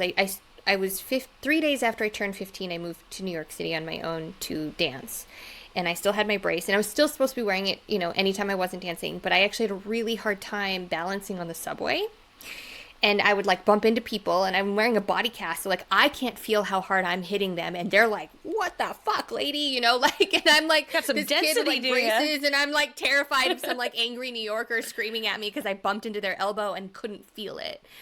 So I started being like, I'm only gonna wear it at night because it's scary in the subway and I lose my balance. And if I fall, again, if you fall and you can't bend your body, you like hit important things. Like, our instincts of how Yeah. we catch ourselves and stuff are all for protection. And so I was like, all right, the brace thing is a little intense. And so I was having a really hard time sort of maintaining my normal routine when I moved because of that. So I was only wearing it at night after a while. And then we found this doctor that claimed he had made a movable brace that I could wear while I was dancing, and I got really excited about it because again, you're always looking for that like cure, right? Yeah. So The I go silver and I get it, and bullet. it is interesting in theory. It like went around your legs and it had four different straps that addressed rotation and lift, and it was Ah. I think that the science behind it is sound. The thing I did not plan for was what would my body do when I did get all this correction? Because I was at that point like a pro athlete essentially. I was dancing like, Right. I don't know, 40, 50, sometimes on tour 60 hours a week, right? And I would often like cross train outside of work too. So like I would dance all day long and then go take hot yoga or box or go to the gym. Like I was just crazy training, She's right? active. So Yeah. yeah, crazy active. So I wear this thing, and I remember the whole first week I wore it, I was motion sick from the growth. Because again, it's like that weird Yeah. correction disorientation of like you grow overnight, and your brain and your horizon line are like so The confused. So I remember equilibrium. I was literally like motion sick. I felt like I was on a boat, and I was like, "Whoa, this is weird." And I like go to take class in it, and I in the first 5 days throw my back out so bad because it was like destabilizing everything. And if I could do it all over again, I would go back. I would still try the brace, but I would tell the company, hey, I'm doing this thing for my back. They were very well aware. Obviously, they knew I had a back brace since I was a kid and all that. So I would be like, I'm doing this thing for my back. I need to like talk to the PT and like incorporate this treatment gently to not hurt myself. Of course, I didn't know that. I didn't do that. I immediately throw my back out. 3 different chiropractors would not adjust me because of the scoliosis. They were too scared to touch me. So I just go to the PT, and she's like, "Oh, well, this is what you've thrown your back out here. You can see the disc that's like sprained and swollen. Just basically bed rest for 5 days until you can like move again." They're like, "You didn't pinch any serious nerves because you haven't like peed yourself." I was like, "Great." Cool, I can barely move, but great. So I like go, and it's like right before my contract starts in the fall. I think I threw my back out in like the spring, and so I have like not very much time to recover before I have to like be performing again. It was rough. It was a really rough summer. I remember that just being like, I don't feel good. My body feels like crap. And then after that, I kind of just would wear the brace sometimes, but I didn't wear that flexible one. And I feel bad because, it's not covered by insurance. It was expensive. It was way more than my parents could afford. I think it broke their heart that I wore it for like a week, got hurt, and then never touched it again. Like, given how expensive it was and what a sacrifice it was, I'm sure, for them to get me that brace. And so I look back and I really regret not trying to manage that differently. But again, you're like 16 years old. I Yeah. don't know how I was supposed to know any better. And so And yeah, and I yeah, feel like a frustration that maybe I'm just putting this on you, but I can't imagine it not being there is like you're doing everything right. Like you've done everything right. You've had a brace since you were 9 at this point, and you just keep getting more curves. You just keep getting more pain. Like at some point I'd be like, I don't want to wear this brace anymore. It's not helping me.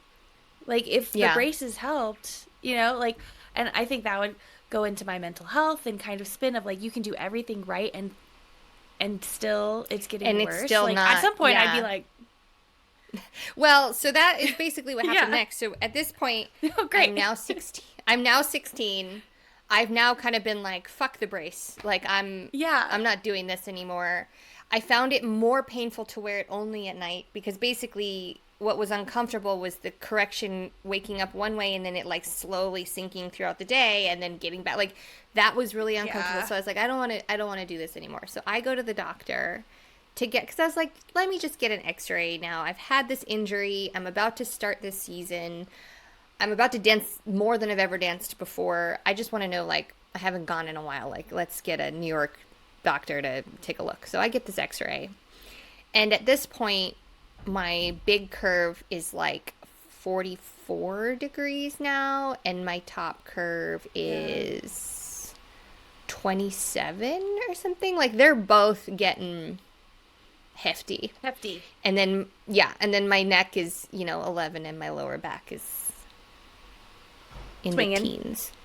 Yeah, it's in the teens.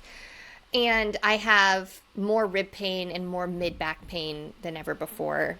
And especially when I'm tired or I've been jumping a lot.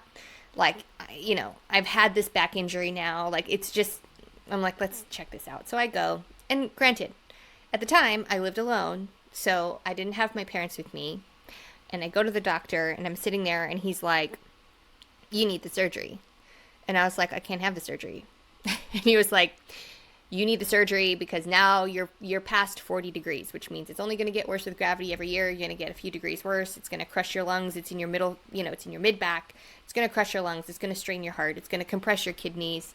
It's going to affect your ability to have children. And he goes, and honestly, with all that organ strain, you're looking at it, give it, he's like, let's say it gets 2 degrees, 3 degrees worse every year. That means by the time you're 25, it's going to be in the 60s and you are going to be at risk for dying younger. Like it's going to take plus minus 5 years, but about 25 years off your lifespan. You may never be able to have Jeez. kids. Like, and he's just saying this to a 16-year-old with no parents in the room With no just to try to parents. get me to have the surgery. Yeah. And like, granted, I was a pretty independent kid. Like, I had been living in New York City already at that point over a year by myself and doing fine. I mean, fine is You were there. but I You were wasn't there. like homesick and struggling. I mean, I was fine. And was I making good choices? But but I was fine. I was surviving.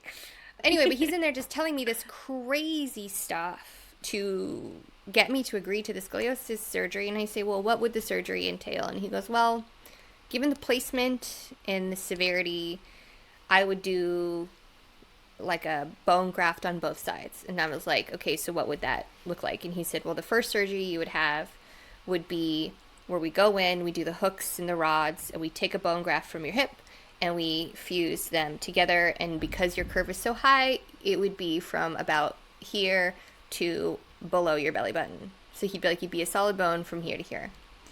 And then 3 weeks after that, we'd go in from the front and graft bone on the front of your spine to reinforce the big curve in the middle. And he was like, and it'll be about 6 months before you can jog, but that's what I would recommend. And I was like, I'm a professional ballet dancer. I can't just not bend. Like, like this is my Yeah. living. Like, this is my livelihood. Like, I can't just not bend. I can't just be a solid bone. I can't be a thigh bone from the middle of my neck to below my belly button. Like, that is the majority of my spine. And I get that my back is super crooked, but like, I can't just do that. And then he was like, all right, well, I wish your parents were here to tell you to, make the right choice or whatever, but I was like, whatever. So I basically walk out of that appointment like, fuck doctors.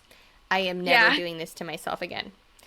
And the thing that I didn't understand about that conversation that in the many years that have passed since then, that was 20 years ago. I'm 36 now. Is that I had already struggled with mental health and suicidal ideation and all this stuff, right? And that conversation made me stop caring about myself in a very dangerous way, because the way I took what he said to me was basically that if I wanted to keep doing the thing I loved and I didn't do this surgery, that I didn't have much of a future to look forward to anyway. That Right. getting married and having kids might not be on the table for me. That moving past my 50s might not be on the table for me. That living past my 60s might not be on the table for me. That, like, I basically went out of that conversation and interpreted this information as like, my life doesn't matter much anyway. So who cares? And I can So basically live fast, die pinpoint, young. Let's go. yeah. Yeah. And I can basically pinpoint that conversation as the start of my like self-worth decline. I mean, I already struggled with that stuff. Like I said, I was already struggling, but I can definitely like trace back this like attitudinal shift in me that became so much more reckless and self-harming, because I was like, it doesn't matter anyway. I'm never going to get to do these things. All I have is this. And so, as you can imagine, my mental health got worse. I started drinking more. I just started, like, I didn't care. I kind of was like, my life doesn't matter, so fuck it. And I started Yeah. smoking and drinking and not, I just wasn't taking great care of myself. The only thing I cared about was dance. It's the only thing that kept me alive at that point. And then because I wasn't taking great care of myself, the following tour in February of the following year, I blew my knee out and then my dance career ended. And that is actually kind Irony. of, I know. And that was really crazy because that was a very serious injury. And it was bad enough. Like, I tore everything basically but my ACL. It was horribly mishandled by the company I was dancing for, partially because they had sent one 22-year-old manager with 12 dancers on tour, all under the age of 22.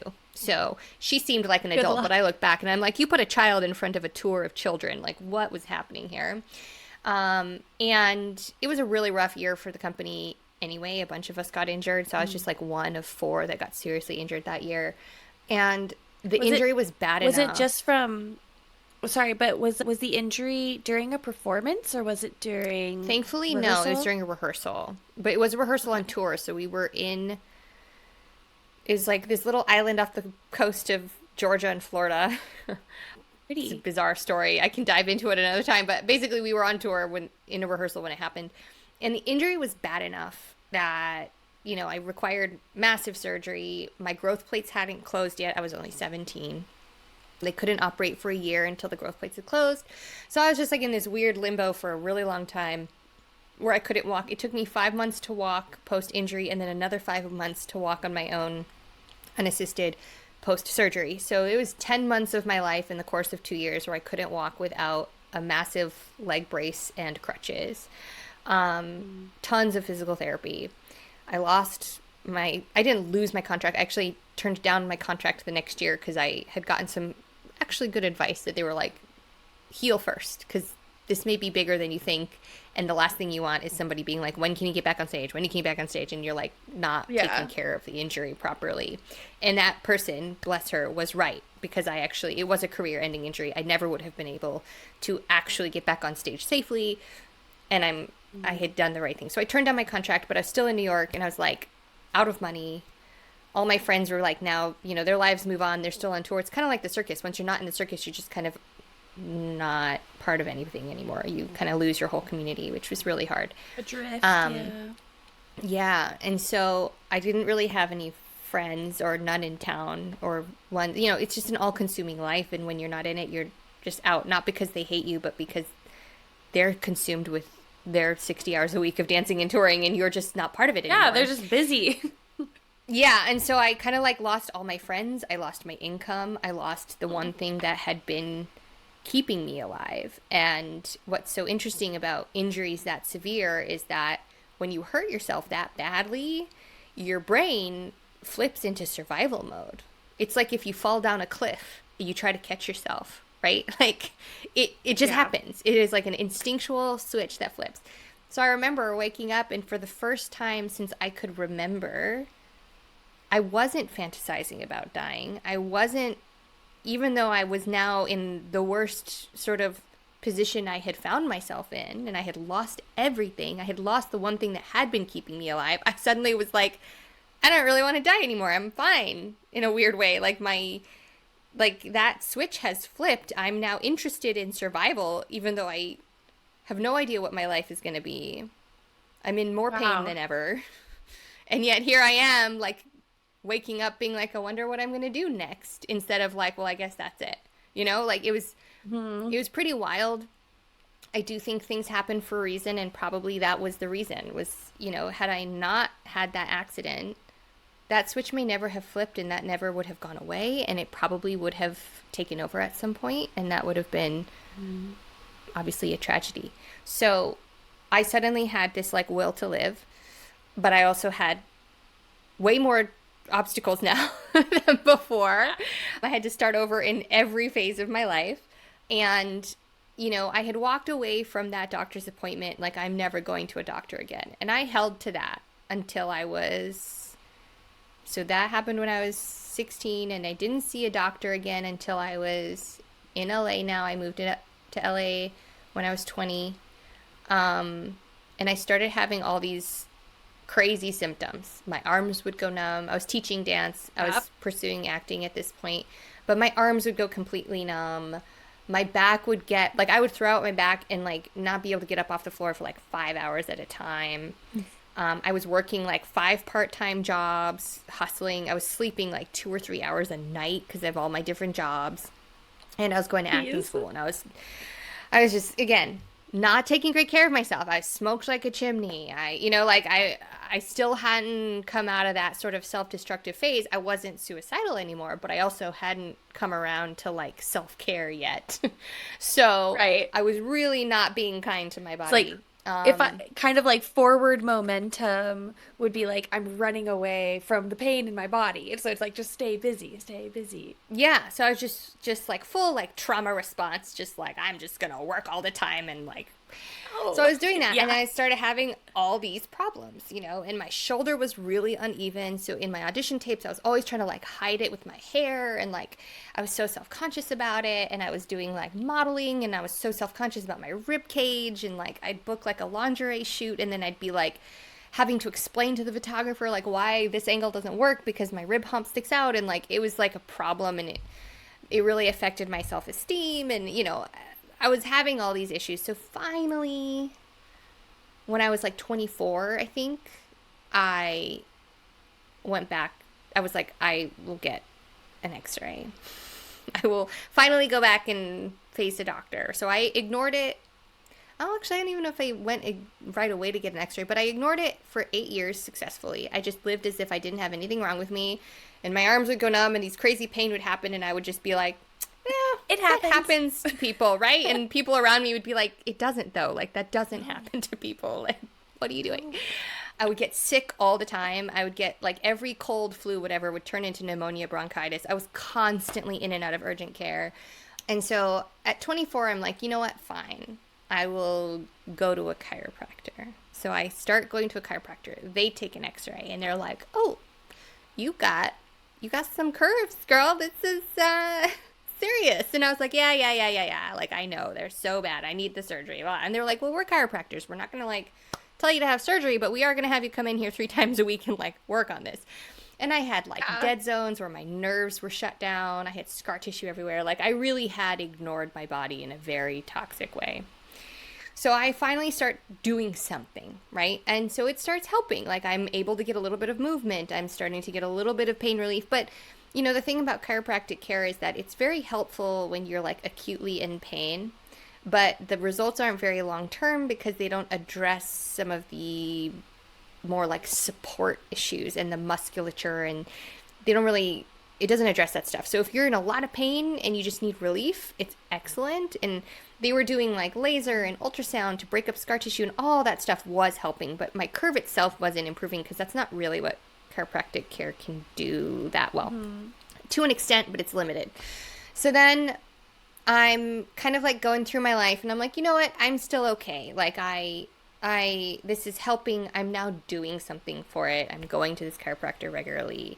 And then at like 28, I go to one of my best friend's weddings and I'm one of her bridesmaids. And this was my big wake up call because all this time I'm still teaching dance. I'm still just sort of like smoking like a chimney. I'm still getting sick all the time. I'm still like underweight all the time because I'm constantly cycling antibiotics and I don't think like my digestive system can even absorb anything I eat. So even though I eat a lot, I just look a little gaunt and gross. Anyway, so I'm still not taking great care of myself, but I have added the chiropractic care. So I'm doing something. Somebody's touching my back a few times a week and I feel like, hey, I'm doing something. So then, That's something. yeah, but I'm still not like a functioning individual. So I go to my friend's wedding and, I kind of throw my back out like the first day. And I'm like, oh shit, here we go. And I remember feeling so guilty because this is like one of my closest friends. It's her special day. We're down there to celebrate this thing. We're there for a couple days, doing all the like bridesmaid stuff. And I am Yeah. constantly the person needing help. I am constantly needing to lie down. I am surviving on a steady drip of ibuprofen and champagne. I am Not a good in combo, so much, by the way. not healthy, by the way. I'm not recommending this to For anybody. anybody I'm just telling listening. you for transparency. This is how I coped. Shouldn't have done it this way.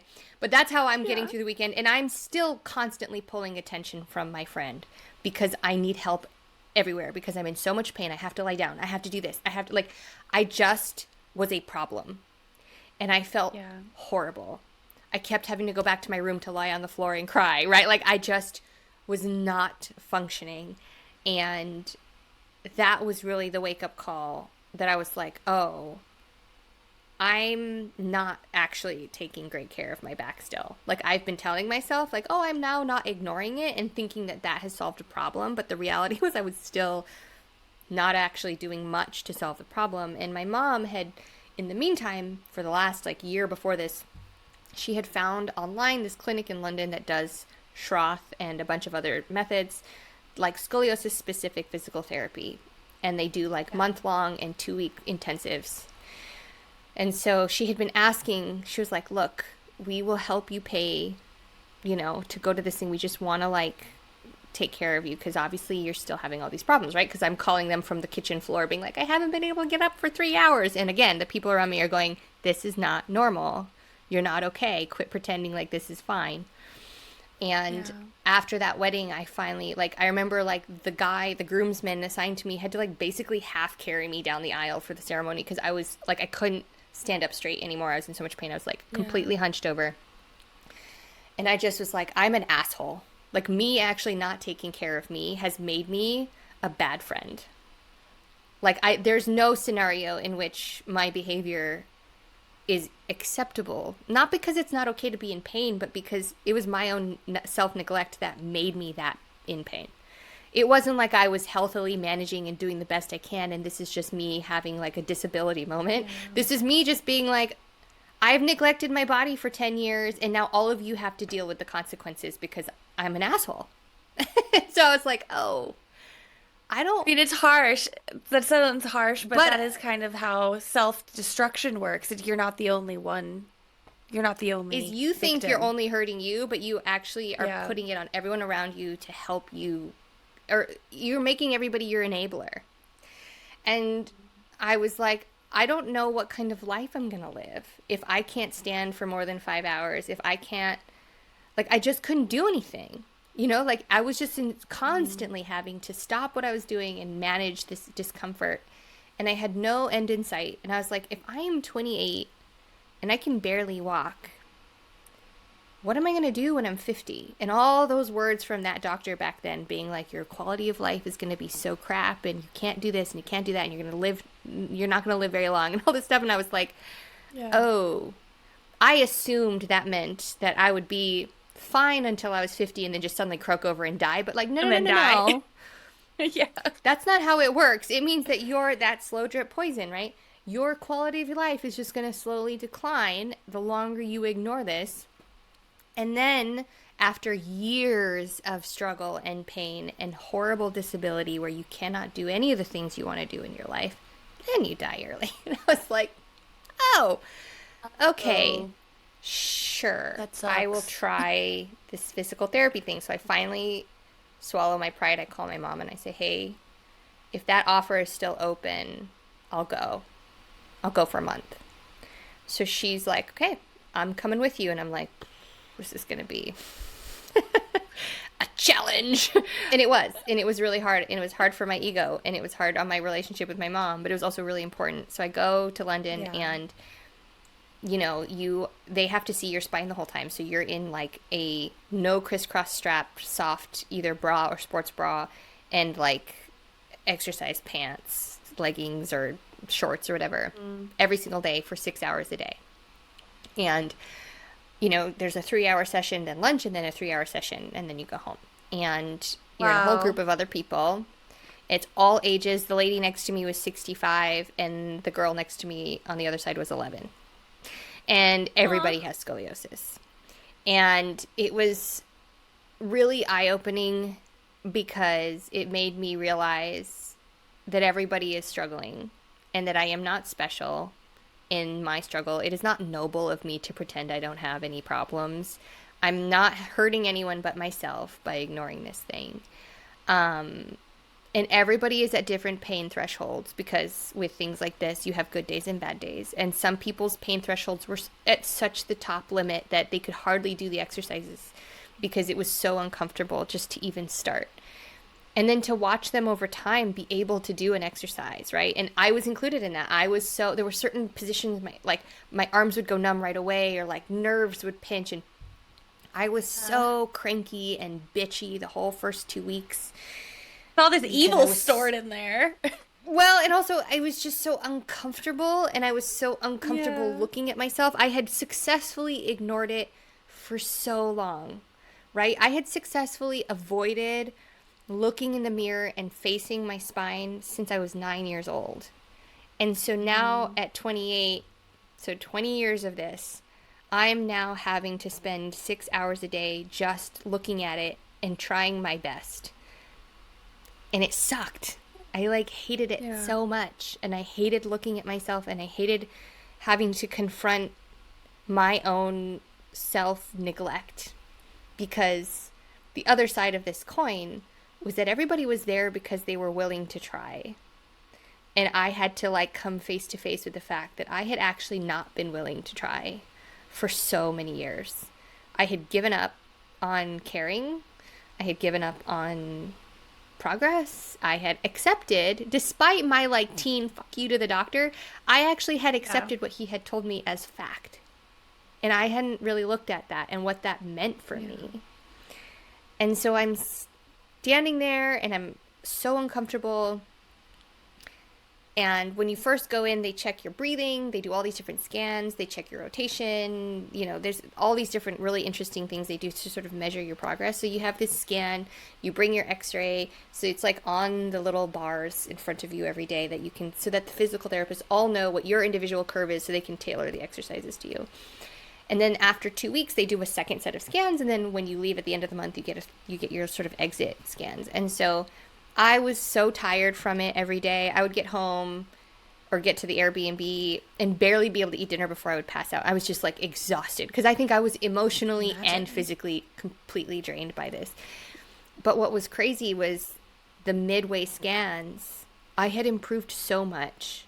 And this was the first time in my life where like my curves got better. I grew 1.6 centimeters by the end of that month. My breathing got better.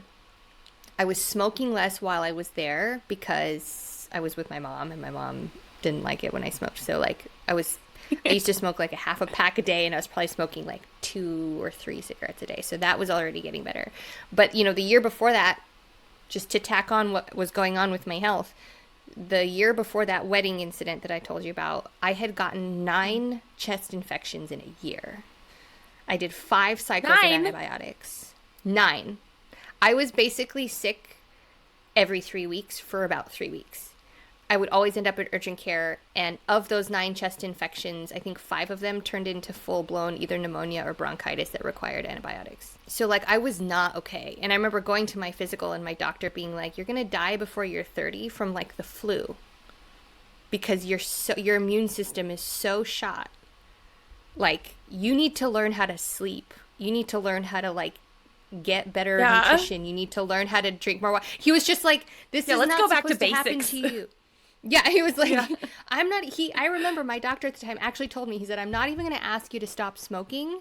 I'm just going to ask you to do these other things first because you are so neglectful of your health that you will die from something as simple as the flu, like an elderly person might who's high risk, because you have made yourself high risk now. And I had to get the pneumonia shot. I was not, like, they normally save the pneumonia shot for when you're like 65 or older. I was getting it at 28. Yeah. And so I was really not okay. So then come back to London. I'm starting to sleep better. I'm finally getting some pain relief. I'm seeing progress. This is the first time I've had hope in a couple decades.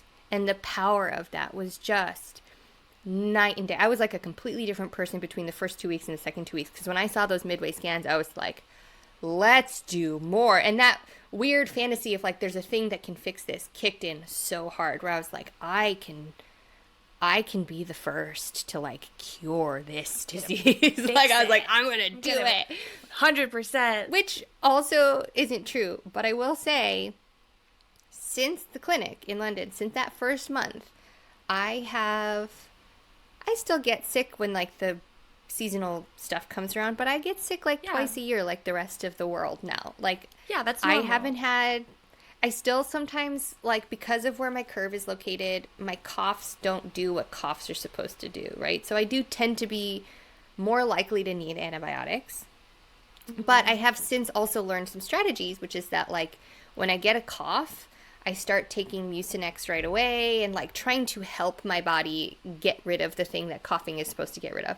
And because of like some of these strategies mixed with my spine improving some and my sleep improving, my sleep changed so much after that month at the clinic. For the first time in years, both sides of my ribs could actually touch the mattress when I slept. So that was like just this mind-blowing. I didn't think that was possible for me. I just thought I would always be so rotated that wouldn't, my left rib used to not touch at all. So when it actually was able to touch, I'm still crooked, but it's like enough that like the softness of the mattress is still supporting both sides. Yeah, my sleep improved so much. It was like a crazy difference, and my health improved so much. I also started taking collagen every day for my gut, so that I take crazy amounts of collagen and probiotics, so that my gut health would get better. And what's wild is like the structure of my face changed, because I think I was actually kind of malnutritioned before.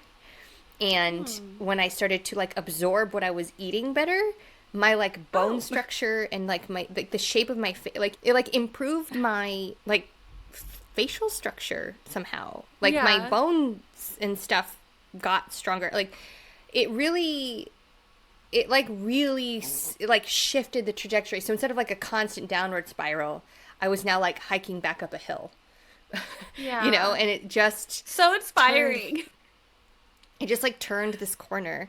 And then by the time 2019, so I still smoked, but I was kind of like playing with quitting now, because I was like, I did okay smoking less, like, so I was starting to try to like play with quitting smoking. I was starting to play with better routines. By 2019, in November of 2019, I actually quit smoking completely. And then the pandemic hit, so that was a little bit of a rough way to quit, but I did. There was never a time to take on smoking. Oof. But I did, and I successfully have quit like since, it's been a long time now. It's been 5, 6 years, and I haven't smoked again. Yeah. Um, and that has also improved my health. Like my last physical, like my lungs look clear. Like, I'm Yeah. I'm much healthier than before. So, yeah, the physical therapy, just having that muscular support. So then I came back, and of course, when you're in like an environment where you're fully immersed like that, it's easy to stick to it because everybody around you's doing it, and that's all you have to do. Yeah. Your life is so simple. Yeah. And then you come back to your life and you're like, all this stuff and the stress and the schedule and the I have part-time so many jobs and the responsibilities. yeah, and I was renting a place where I couldn't put the wall bars up, so it was just hard. But then so I went Mm. back and I did a little 2 week course the following Christmas and then the following year after that. So I kind of did, my goal was to do it twice a year, but I did kind of like, I guess, each year. But each one of those I would improve even more. And then when the pandemic hit, they started doing virtual. So then during the pandemic, I basically did like a 3 hour session over Skype with them Monday through Friday. So I was doing 15 hours a week for like the first year and a half of the pandemic. Um, and then it kind of changed, and now I do like an hour one on one because they were doing groups during the pandemic, so it was cheaper. But now I do like an hour one on one like twice a week. And then I also have a chiropractor here. So I kind of blend those two things. And then I just started FP about almost a year ago now, I realize. And that has helped a lot too. But yeah, it really did kind of flip the tides from the Yeah. self destruction, downward spiral, health decline on all fronts to giving me enough hope that caring about it made sense again. And I think that's really the part I look at now as being sort of the key to working on your back is you have to have enough hope, enough support, and enough stability in your life to care about yourself on a very fundamental level. And I wasn't giving myself that, and I didn't have access to that until I went there. And so I think that, obviously I went from one very extreme to sort of the other very extreme. I don't actually think everybody needs to do it like so dramatically. I think that's just me. The way It's your I'm flair. That's my flair. I'm an extreme girly, but I also go like I think that the smallest shift can help. Like okay, Yeah, I so maybe agree. you are not in a position to go for an entire month. Like you can't just quit your job and go, or you can't afford it. You don't have a family member offering to help pay for it out of just sheer fear for your life. like, okay, I get that. And I don't want to speak from that privilege and be like, that's the only way to do it. I actually think it can be as small as looking at yourself in the mirror and being like, you are worth caring about Yeah. until And you I believe think it. too this like holistic approach to your health and it sounds like the London clinic, like big shout out to the London clinic for sure Oh my of God. of Yeah. of looking at every angle of your body. Like, let's look at your lungs, let's look at your rotation, let's look at every bit of how you're taking care of yourself. And I'm such a huge advocate for harm reduction and anything that's going to make it a little bit better. And if you just keep collecting tools that'll make it a little Yeah. bit better, eventually you're going to be functional and you're going to be okay. Like rather than this Yeah. all or nothing approach that both of us, it sounds like both of us had of I'm either going to do nothing and like hope that one day it'll all just either I'm going to die or like magically everything's going to be better. But it sounds like it's what it took for you is to be in first of all, a community and a space that looked at you and your whole body and taught you how to nurture yourself again. And then from there, collecting tools to just keep the maintenance up every day.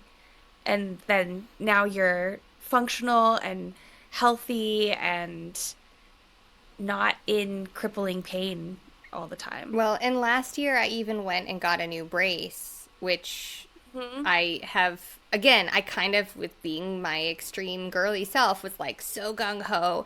And then it was so much more uncomfortable than I expected because I'm now older and stiffer and have like arthritis and stuff. So I like threw myself into it, couldn't handle it because I'm not a kid.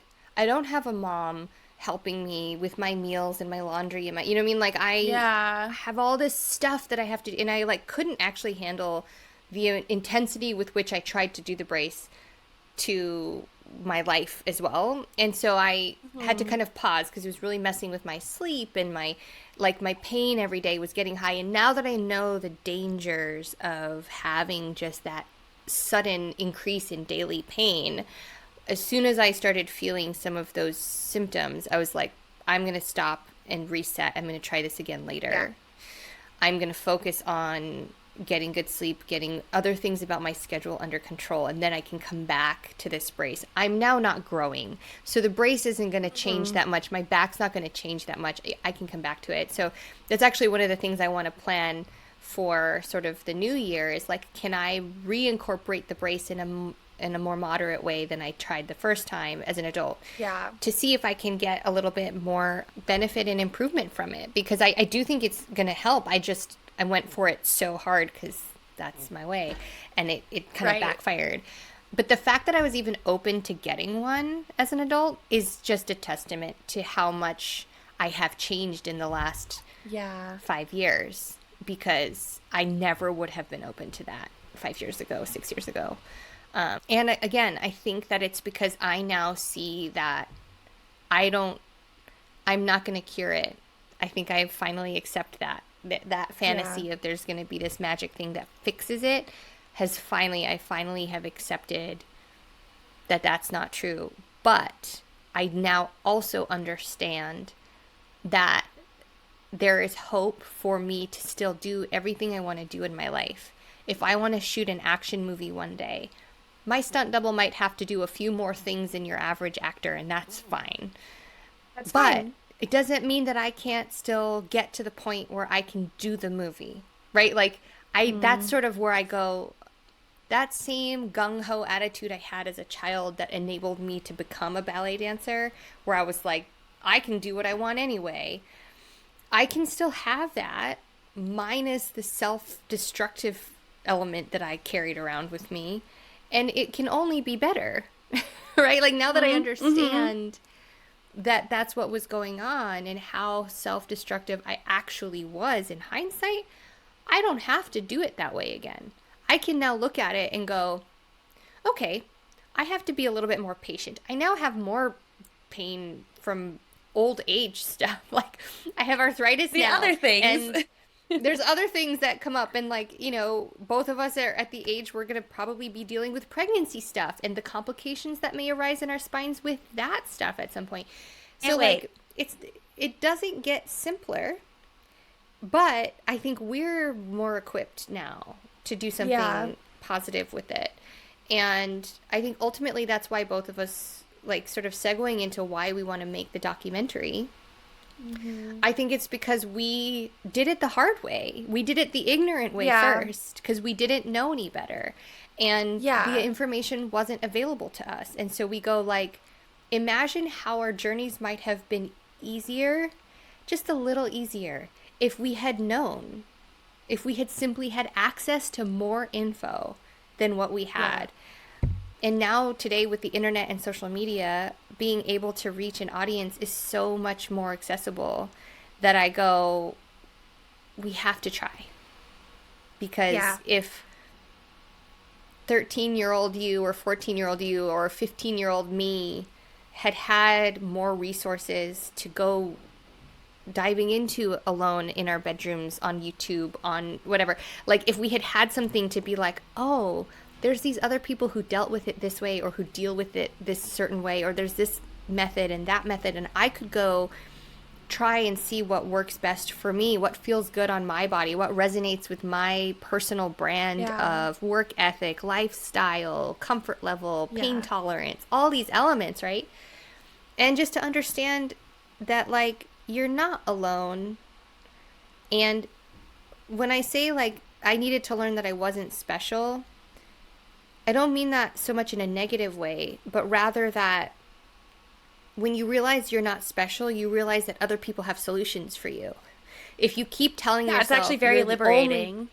yeah, if you keep believing you're the only one suffering this much, you are only closing off opportunities to help yourself and to improve your Mm. situation. And by breaking through that mental barrier of I'm the lone wolf struggling in this void, I wasn't open to things that would help because of that attitude.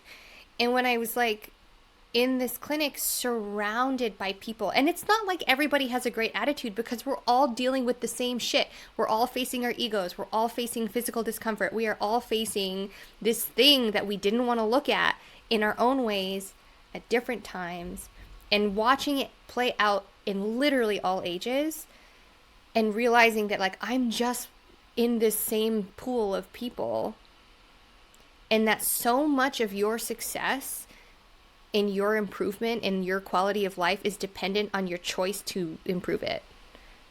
And having that like demonstrated to you over and over and over again, and realizing that like your choice to help yourself is what makes all the difference, is actually very empowering. Like it, so when I say you're not special, it's not to put you down or to be like dismissive of your experience Right. or your pain or how you found out or your current circumstances. None of that. But it's just to say that like if you finally look at yourself and go, I'm not special because I can choose what I'm going to do next. That's the power. That's the mind shift that has to happen. And when I was able to finally do that is when everything started getting better. And I now look forward to Right. like my next 20 years. Like I'm 36 Yeah. now, and I go like by the time I'm 56, imagine all the things I will have been able to do because I finally made that an understanding for myself. And so I think when you and I met, first of all, we were like, holy crap, we're from the same town, which is wild. So And wild. we were in the same industry, and we have back problems. We were like, wait, I scoliosis? was Like, I have so scoliosis. excited. I was so excited. Well, and because like talking about like I really feel like community is such a huge part of all of this in my healing journey because I never knew anybody who had scoliosis growing up. Like I was the only one with scoliosis. I was certainly the only one who had the spine surgery. Like I I knew a couple of people who had very like mild scoliosis, but not to the point where it's like really affecting their lives. And so when I saw your back, I think you were doing a scene. We were in an acting class together, and you were doing a scene where you were in this beautiful black dress, and I just recognized something in your rib flare. And at this point, like I had seen you act before, and I didn't clock it, but in you're wearing this dress and I saw your rib flare and I was like, oh, that's my rib flare. I have that too. And I went up to you and I was like, I hope this doesn't insult you, but do you have scoliosis? I was so excited. And when you were like, oh, I've got it bad, I was like, girl, I've got it bad. Like, I was so excited just to talk to somebody else about it who's had who's had like at least a similar life trajectory as I have and like commiserate about the pain, but then also be like, what works for you? What helps you? It was so inspiring and exciting to meet somebody who's gone through something similar because I really did feel alone. Like I felt like every everything that I'd done to that point to help my back has been kind of like a satellite drifting and I'll find these like little islands, but there's nothing cohesive holding it all together. And then since we met and we've talked about scoliosis and then we decided to, go on this journey of making a documentary together, it's like, oh, these islands actually have these connecting, I don't know, channels or connecting whatever. Yeah. channels, yeah, that, and it's kind of all starting to come together, and it's not an island, it's actually like a whole continent of information and community, and it feels like so much more real, and there's all kinds of options now. Whereas before it felt like, I don't know, there's nothing really to do. It feels a little like you can do everything right and your back will still get worse, or it just felt very isolating in that way. And I really do feel like community is huge. Just whether it's just to be able to complain about it with somebody who understands, that's big. But then really to be able to talk about all of the different options for pain management, because it's not a one size fits all approach, like whether the surgery works or Schroth PT works or massages or all of it or acupuncture, like do everything. I really feel like it's just been so empowering. And it's so funny that it comes from this like realization of, oh, I'm not special, I'm not the only one, but it's actually a really good news. That's really good news.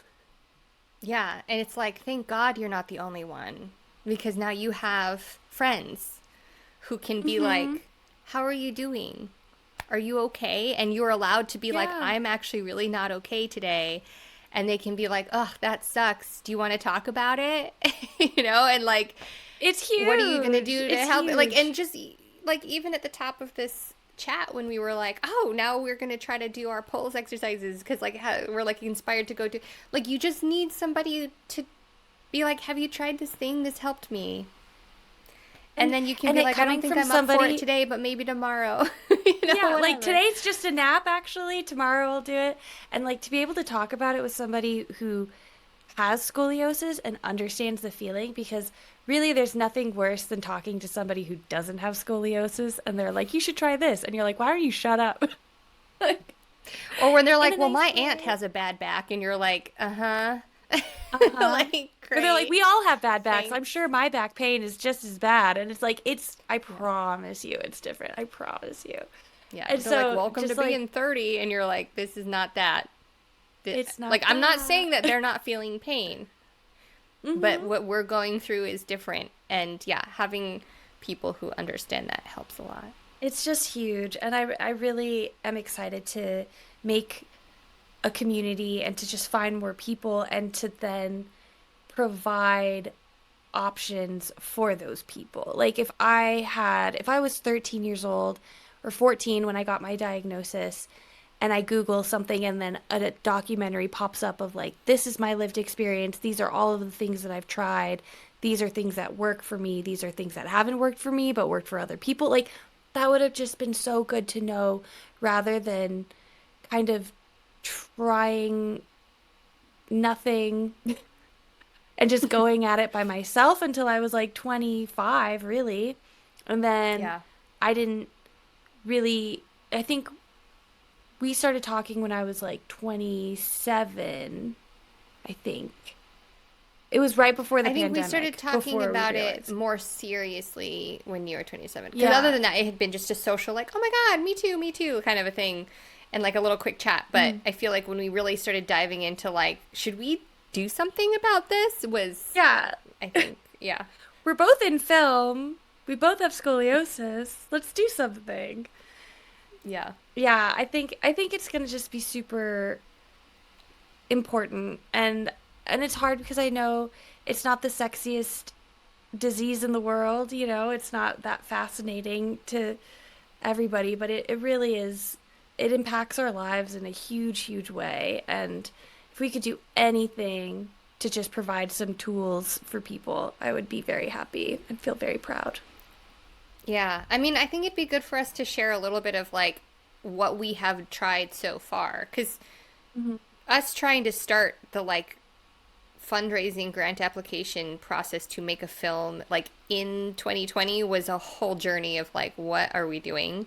Not Yeah. because I mean, A, we needed to learn more about it, but more just because a lot of the grants weren't even open, right? I mean, everybody's Yeah. lives were so blown up from the pandemic that we just, we were like applying, it was like applying for grants in outer space, you know? You're just like sending stuff off and being like, is anybody even home or in their office to Good read this luck. thing? Like, and then also just the fact that, again, there are other diseases out there that are much more dramatic than scoliosis. They kill you very quickly, or Mm-hmm. they affect young children, or they're like horribly painful or debilitating in a very short time span, right? Like there's like ALS and endometriosis and cancer in children and all these crazy things in the world that like also need attention and also need funding. And so us trying to go to these places and be like, scoliosis matters, and they're like, who's dying from it? And we're like, everyone, but slowly, like like But like really it's slowly, and you can't really pinpoint it. and they don't really know what causes it. And it's a hard sell in that way. And so I think that that has affected our process a lot. Like I feel like we can share with the audience, like we started out just, you know, pitching to film grants and applying for documentary grants basically. And after a couple years of that, granted, terrible timing because it was also right at the heart of the pandemic, but we really weren't having any luck. Yeah, and the And when you look feedback at was the always the same. The feedback's always like, "Wow, that sounds so great, but just not right now." not right There we now. go. And so then we were like, okay, well, maybe we should pivot to like more awareness building. And I feel like in the course of that pivot, we tried kind of a bunch of different things. And we weren't really in a groove of like content creation yet, because I don't think we were quite looking at that as the answer quite yet. But we were like talking about it. But talking about it and actually executing that amount of creation was like a whole learning curve of like, oh, we have all these great ideas, but we aren't really putting them out. We're just sort of still in this insular sort of pre-production mode, which is something we're Yeah. used to and not actually what content creation is. So, and like a lot of that I feel like is on me because my life was also very unstable, and then I got in that crazy car accident, and so there was a big hiatus for Oh boy. me in 2022 because I got hit by a semi truck. So there was like a bunch of delays and a bunch of setbacks, right? And relocating and life stuff, and then you got married, and we Yeah. had life happening. So then we Yeah, say finally la kind vie. of got our act together. I feel like over the last year and a half, we really found, okay, if we still do apply for grants. We did get nonprofit sponsorship from a company called From the Heart. So all of our donations to the film are now tax deductible, which is really great. But we kind of were like, we'll keep doing that stuff in the background. But what if we build our community first and we do the podcast so that we have content to put out to build this community? Because how can people find you if you aren't visible? Um, Yeah. and I feel like we've finally started to kind of get that momentum going. So we wanted to make this episode about our stories again because we realized that when we shot our initial, like, our stories things was like over 3 years ago. And we didn't really have community and we really didn't have a process yet to make content regularly. So now that we do, we were like, well, now we actually have some people getting to know us, and we'd love to sort of get that story back out there so that people know where we're coming from. And our plans for the documentary have also shifted slightly in the sense that initially our goal was to raise $250,000 and then like start production and do all of the traveling in sort of an 8-week span and film in all the different locations, because our documentary is basically going to show people how other countries approach scoliosis, because every other country in the world has a different method. And I really think that we can all be learning from each other, sort of the way the London clinic totally opened my eyes and gave me a totally new plan and hope and strategy and results. And it really opened up my whole world of like, oh, I can treat this differently. I can approach this differently. And different countries have different protocols. And I find that very interesting that we are not sharing them all with each other. And I don't think that that's because of Yeah. any sort of antagonism. I think it's just because this whole being super connected with the internet is relatively new and Yeah. hasn't really reached the medical system in the same capacity as like social networks and stuff. So our goal is to fly to these different countries and talk to different practitioners, surgeons, doctors. We work physical therapists in those places and talk to them and basically share their methodologies and their approach. So, for example, in many European countries, if you get the surgery, they send you to Schroth or scoliosis specific physical therapy for 6 to 8 weeks before your surgery. So you have a more positive surgical outcome. And then you go back to those physical therapists after your surgery to sort of like improve on the correction, sort of like you were saying how your spine is improved, but the rotation is not. Like they would work to address that post surgery. And that is not how we do it in the States. So we want to like basically go around the world and demonstrate and share how the different countries are treating scoliosis and talk to people who are actively on the front lines researching scoliosis and the new technologies around scoliosis or back pain management. Like there's a couple doctors that have recently come out with a like a knee replacement but for your spine, like joint replacement, so that if you have horrible arthritis like I do, or degenerative stuff going on in your spine, you can actually get like the little metal caps like they do for knees and hips, and the downtime is really low. And so we want to talk to people like that who are on the front lines trying to solve these problems now in modern ways and share them with everyone so that you have as up to date, hopefully, and as much new information about what is available to you. And you're not limited by the one doctor who diagnosed you, even though they may be great, but that is one opinion. And I feel like if it's so easy in today's day to share information, we want to share as much information as we can. So our original plan to sort of do it all in one chunk has shifted, and now we're like, maybe we won't be able to raise that large sum of money immediately and do it all at in once. one, but we might be able to do it in little segments. So we're still going to have the same plan, but maybe compartmentalized slightly.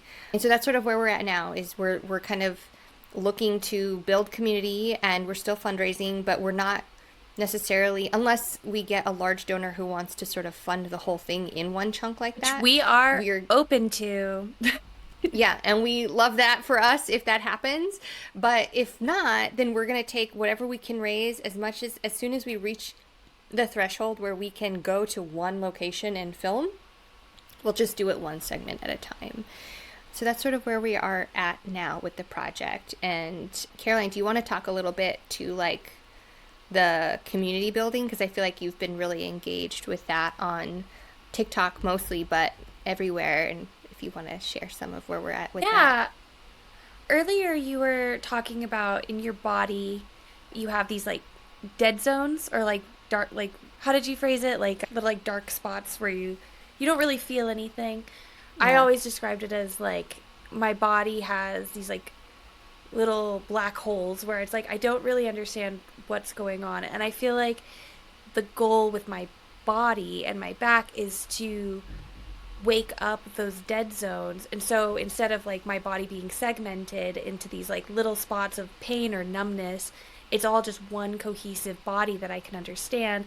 I feel like that's honestly a metaphor for what we're trying to do with the information on scoliosis and our community. So it's like we're not just these little segmented spots, like we're all just one big community, and we can lighten up the path to where we can see each other and we can see all of the tools, and it'll just feel so much more cohesive and full.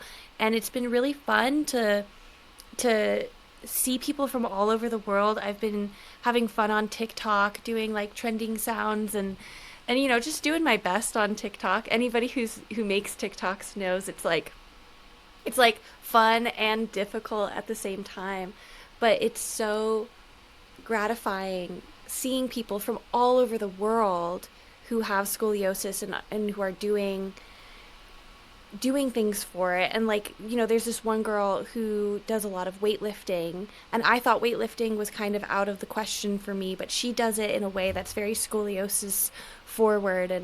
And then there's another girl in Europe who does more yoga based, and it's just exciting to see people from all over the world on different phases in their healing journey, and kind of just offering each other here's what's working for me. And it's just kind of lightening up these dark spots that I feel like we all felt like we were islands in the middle of nowhere, just like nobody's out there, but we are out there, and we have lots of tools to share with each other, and it's really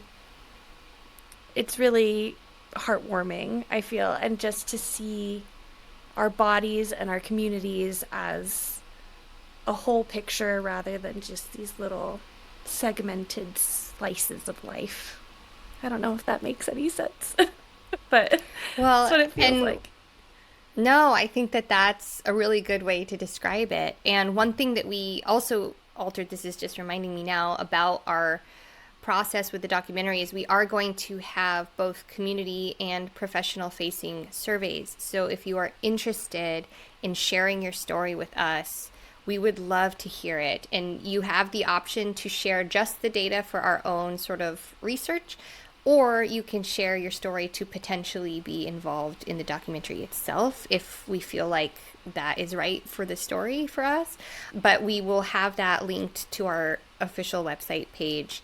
And if you want to share your story, whether it's a great positive story or a very challenging story, if it is someone you know, if it's you yourself, it's just a Google form. It's probably about a 30-minute survey. It's a little on the long side, but we really just want to hear as much as we can. And you can finish all of it or just part of it. It's totally up to you and your comfort level.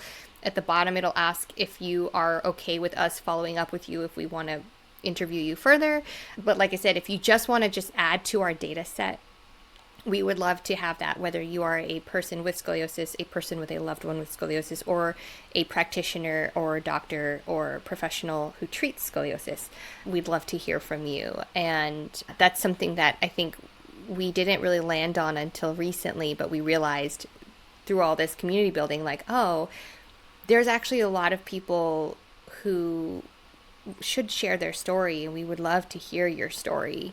And I think it can be good to help other people realize that their experience, again, it's that like realizing that you're not special, that there's other people going through it or who have gone through it or facing, people who just got diagnosed or people who just had their surgery.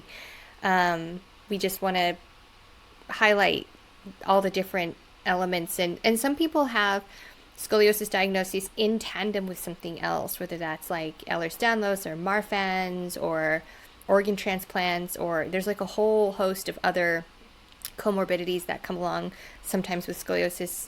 So we'd love to hear those stories too. Like I'm idiopathic juvenile diagnosis, which means that they don't know the cause and they found it when I was a kid, basically. But most, everybody's diagnosis story is different. So we'd love to hear yours, what you're doing for treatment, if you have found anything that worked, if you had a bad experience with anything.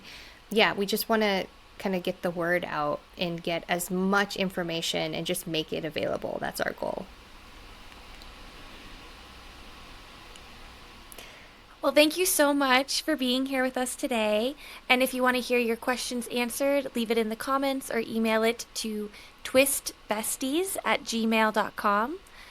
Any articles or references in today's episode will be linked there as well. As always, thank you so much for being a part of our Twist Tea community, and we'll see you next time.